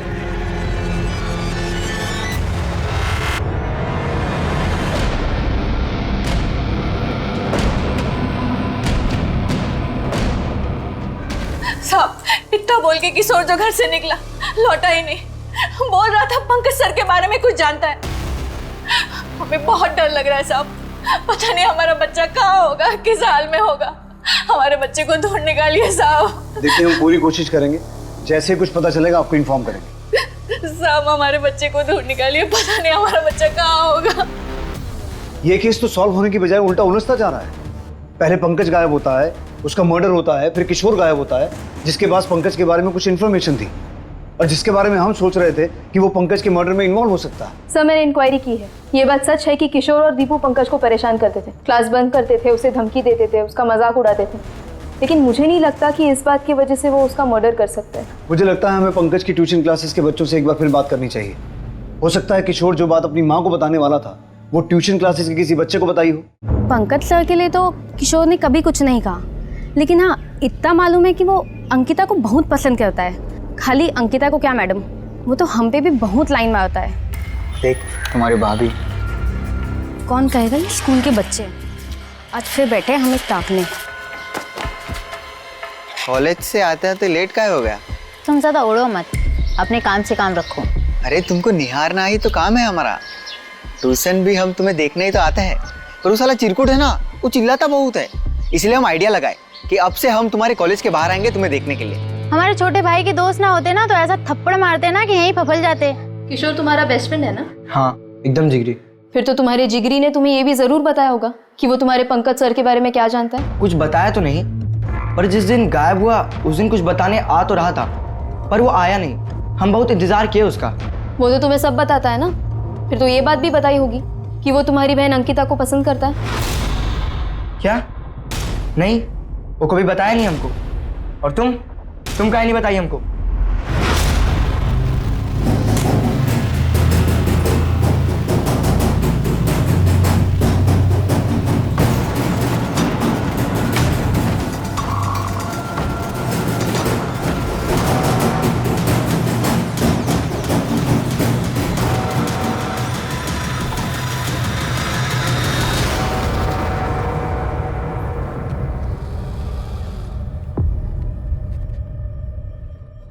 चोर चोर पकड़ो पकड़ो इसे,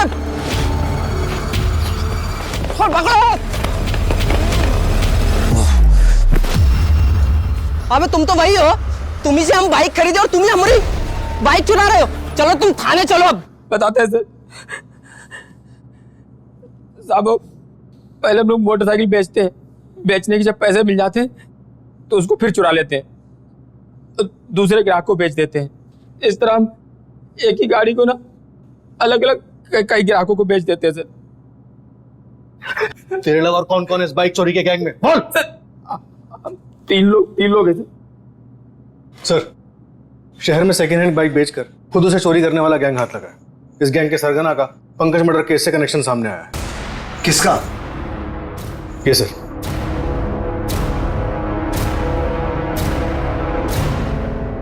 साहब रुकिए तो, बताइए तो इसने किया क्या है? बाइक चुराता है ये, बाइक चोरी के गैंग से जुड़ा हुआ है। बर्बाद कर दिए है।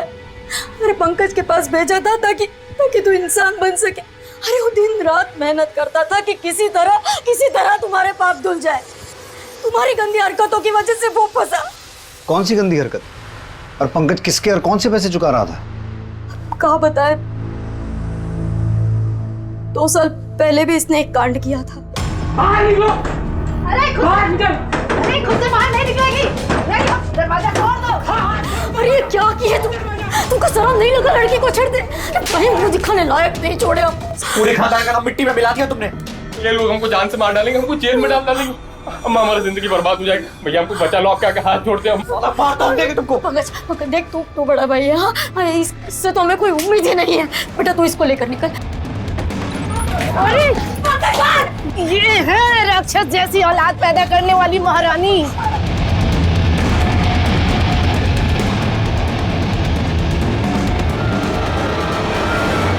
इसके किए का सजा हम दोनों को भुगतना पड़ा। लड़की के परिवार ने मामला दबाने को और पुलिस में ना जाने का 5 लाख रुपया मांगा।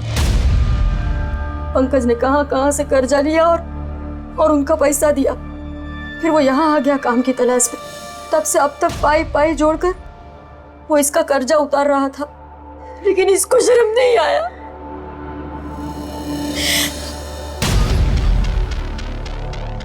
कहीं तूने तो कुछ गलत नहीं किया ना हमारे पंकज के साथ? नहीं अम्मा, हम लाख बुरे सही, पंकज हमारा बड़ा भाई था, हम उसके साथ ऐसा कुछ करने का सोच भी नहीं सकते। बाइक चोरी का धंधा भी हम इसलिए कि भैया का हाथ बटा सकेंगे। चल तेरी अच्छाई थाने में चल के देखेंगे। चल। साहब तुम तीनों कब से चोरी कर रहे हो? साहब बस वो 1 महीने से साहब। पंकज को तुम्हारी इस बाइक चोरी के बारे में पता चल गया था, इसलिए तुम लोगों ने उसका मर्डर कर दिया। और किशोर को इसलिए मार दिया क्योंकि शायद उसे पता चल गया था कि तुमने पंकज के साथ क्या किया। अब बताओ, किशोर के साथ क्या किया तुमने? उसे भी मार दिया। और मनीष तू तो किशोर का दोस्त था ना, बच्चे को भी तू अपनी तरह बनाना चाह रहा था, अंकिता को पटाने में उसकी मदद कर रहा था। नहीं साहब, हम तो उस किशोर के मजे लेने जाते थे, वो अंकिता बहुत जोर अड़काती थी उसे। सब हम सच कह रहे हैं, हमने भैया को नहीं मारा और हम ना ये जानते कि किशोर कहाँ गया। सब हमारा गलती इतना सा है बस कि हम किशोर की माँ के साथ अफेयर किए थे। वो हमने नहीं किया था साहब, वो खुद हमारे पास आई थी। हम उन्हीं के घर में किराए से रहते थे ना, जब कोई नहीं होता था तो वो बहाना बनाकर आ जाती थी, तो हम भी थोड़ा थोड़ा।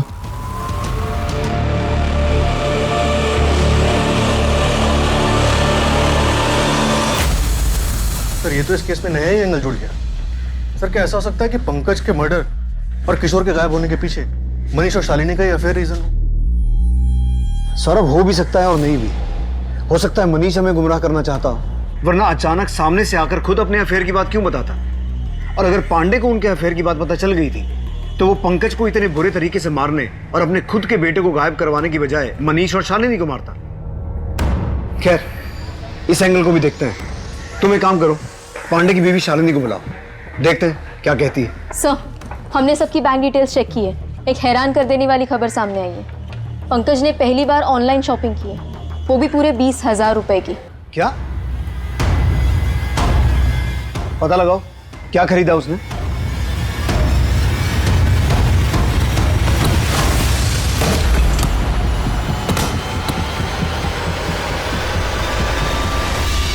ये क्या बोल रहे हैं आप लोग? ऐसे कुछ नहीं था, वो मनीष हमारे साथ जबरदस्ती किया था साहब। आप कह रहे हैं कि मनीष ने आपके साथ जबरदस्ती की थी, जबकि उसका कहना है कि आपने उसे उकसाया था। मनीष सब बक चुका है। किशोर को आपके और मनीष के अफेयर के बारे में पता चल गया था, इसलिए आप दोनों ने मिलकर उसे अपने रास्ते से हटा दिया। किशोर को कुछ मालूम नहीं था, उल्टा वो तो मनीष को पसंद करता था, उसके जैसे बनने की कोशिश करता था। हमने कुछ नहीं किया साहब, हम काहे मारेंगे? कारण है आपका और मनीष का रिश्ता। प्यार और वासना में फंसकर लोग बड़े से बड़ा जुर्म कर सकते हैं, और ये मैं ऐसे ही नहीं अपने एक्सपीरियंस से बोल रहा हूं।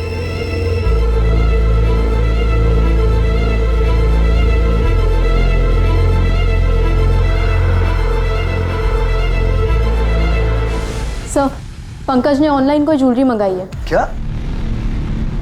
उसकी माँ तो कह रही थी कि पंकज पाई पाई जोड़कर कर्जा उतार रहा था। शादी प्यार मोहब्बत, इसके लिए ना तो टाइम था ना ही पैसा। डिलीवरी ट्रैक की? जी सर, ऑलरेडी ट्रांजिट में है। कल सुबह तक उसके घर पे डिलीवरी हो जानी चाहिए। पंकज की माँ को इन्फॉर्म करो, जैसे ही वो पार्सल उनके घर पे आए उसे पुलिस स्टेशन लेकर आए। ये पंकज मिश्रा घर है? जी। आप कौन? मैं उसकी माँ हूँ। उनका पार्सल है, पैसे ऑनलाइन पे हो गया।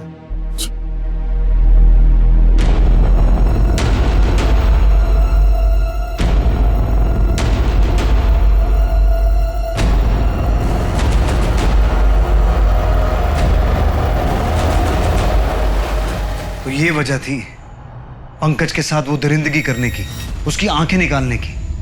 अरे कहाँ ले जा रहे हैं आप लोग हमारी बिटिया को? इसने किया क्या है बताएंगे आप लोग? सर, हमारी बिटिया पढ़ने लिखने वाली लड़की है, आप लोगों को जरूर कोई गलतफहमी हुआ है। आखिर इसने किया क्या है? लेके कहाँ जा रहे हैं आप लोग? बिठाओ सबको अंदर। अरे क्या कर रहे हैं आप? अरे ये पंकज ने तुम्हारे लिए ऑनलाइन ऑर्डर किया था, क्यों?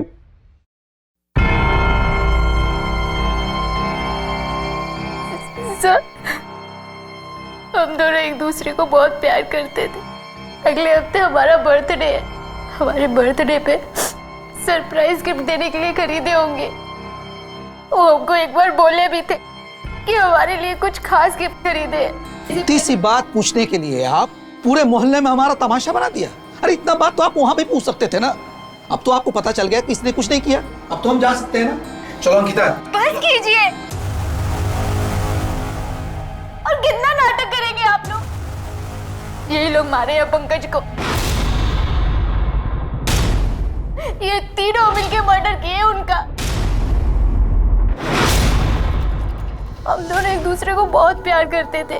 हम कहीं मिल नहीं सकते थे, हम कहीं बात नहीं कर सकते थे, इसीलिए हम हर रोज 2 घंटे पहले ट्यूशन चले जाते थे, सबसे पहले।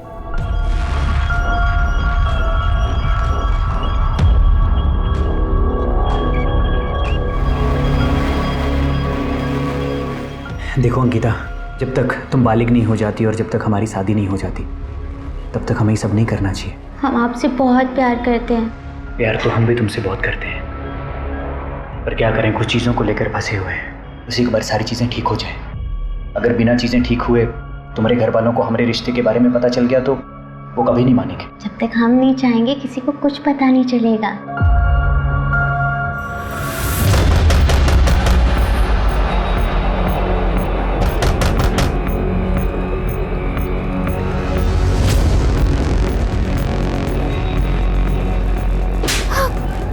चुपचाप घर चल।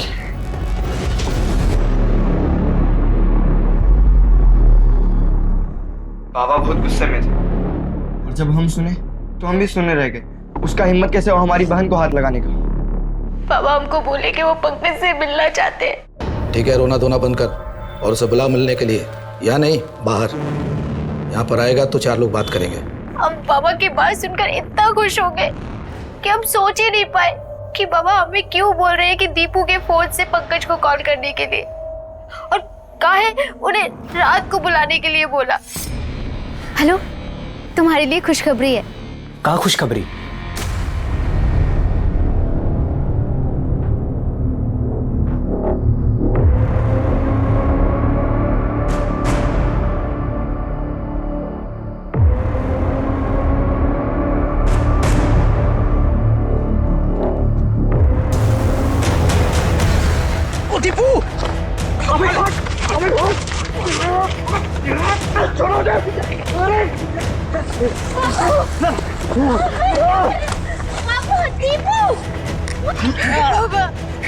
बाबा प्लीज छोड़ो।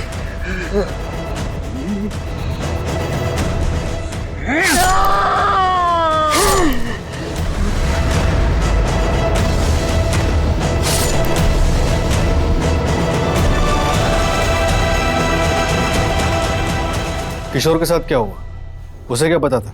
साले, तुम हमारे दोस्त हो क्या हमारी बहन को छेड़ोगे? बेटा सुधर जाओ, नहीं तो रगड़े जाओगे। और तुम जानते हो अंकिता के आसपास भी कोई दिखा ना, हम उसे जिंदा गाड़ देंगे। खाली बोल नहीं रहे, कर भी देंगे, समझे? तो तुमने उस दिन झूठ कहा था कि तुम्हें नहीं पता कि किशोर अंकिता को पसंद करता है। हाँ। और ये भी झूठ था कि जिस दिन किशोर गायब हुआ वो तुम्हारे घर पहुंचा नहीं। हाँ, क्योंकि वो आया था और पूछ रहा था हमसे कि अंकिता के आसपास अगर कोई दिखा तो हम उसे जिंदा कर देंगे। ये बात कितनी सच है। और वो हमसे ये भी पूछ रहा था कि पंकज सर को कहीं हम ही तो गायब नहीं किए। लेकिन हम दोनों को बात करते हुए हमारी अम्मा सुन लेती है और अम्मा घबरा गई कि कहीं ये बात जाके वो पुलिस को ना बता दे।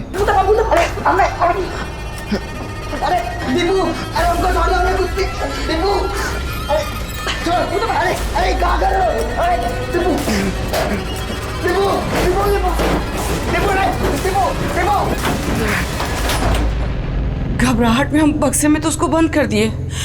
उसके बाद से हमको कुछ सूझा ही नहीं रहा था, पर इतना हम समझ गए थे कि उसको जाने नहीं देना है।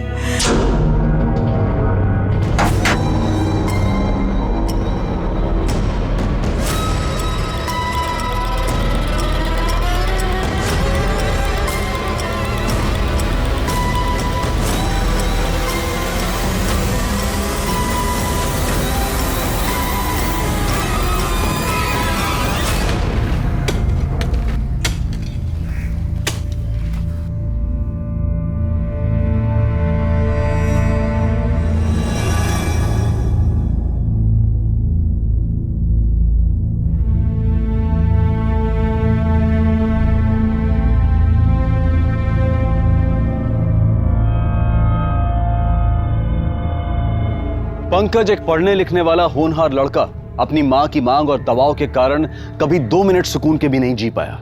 यह सही है कि घर के बड़ों को छोटों की जिम्मेदारी उठानी चाहिए, लेकिन उसकी भी एक सीमा और कुछ नियम बहुत जरूरी हैं जो कि पंकज की मां समझ नहीं पाई और मनीष को पंकज पर लाद दिया। इससे अच्छा तो यह होता कि वो इतना दबाव मनीष पर बनाती जिससे वो खुद अपने जीवन की अहमियत समझता और उसे सफल बनाने की ओर ध्यान देता, बजाय आवारागर्दी और जुर्म की तरफ जाने के। अगर हर फैसला इस कदर सही होता तो हालात अलग होते। जैसे पंकज ने एक थोपा हुआ फैसला लिया कि वो मनीष की ज्यादतियां सहेगा और एक नाबालिग लड़की अंकिता से संबंध बनाए। जैसे मुन्ना चौधरी ने फैसला लिया कि गैर बिरादरी का गरीब लड़का उनका दामाद कभी नहीं हो सकता। जैसे दीपू ने फैसला लिया कि वो पंकज के कत्ल में भागीदार होगा। इन सभी गलत फैसलों ने कहीं किसी मासूम की जान ली तो कहीं किसी को अपराधी बना दिया, जिसके कारण पंकज और किशोर अपने आसपास के लोगों और जान पहचान वालों की वजह से आहत हुए और मारे गए। अब मैं अनूप सोनी आपसे विदा लेता हूं। फिर मुलाकात होगी क्राइम पेट्रोल सतर्क के ब्लैक हेडलाइंस अध्याय में एक और नए केस के साथ। और याद रखें, क्राइम और आपके बीच में सिर्फ इतना फर्क है कि आप कितने सतर्क हैं। सतर्क रहें, सुरक्षित रहें। जय हिंद।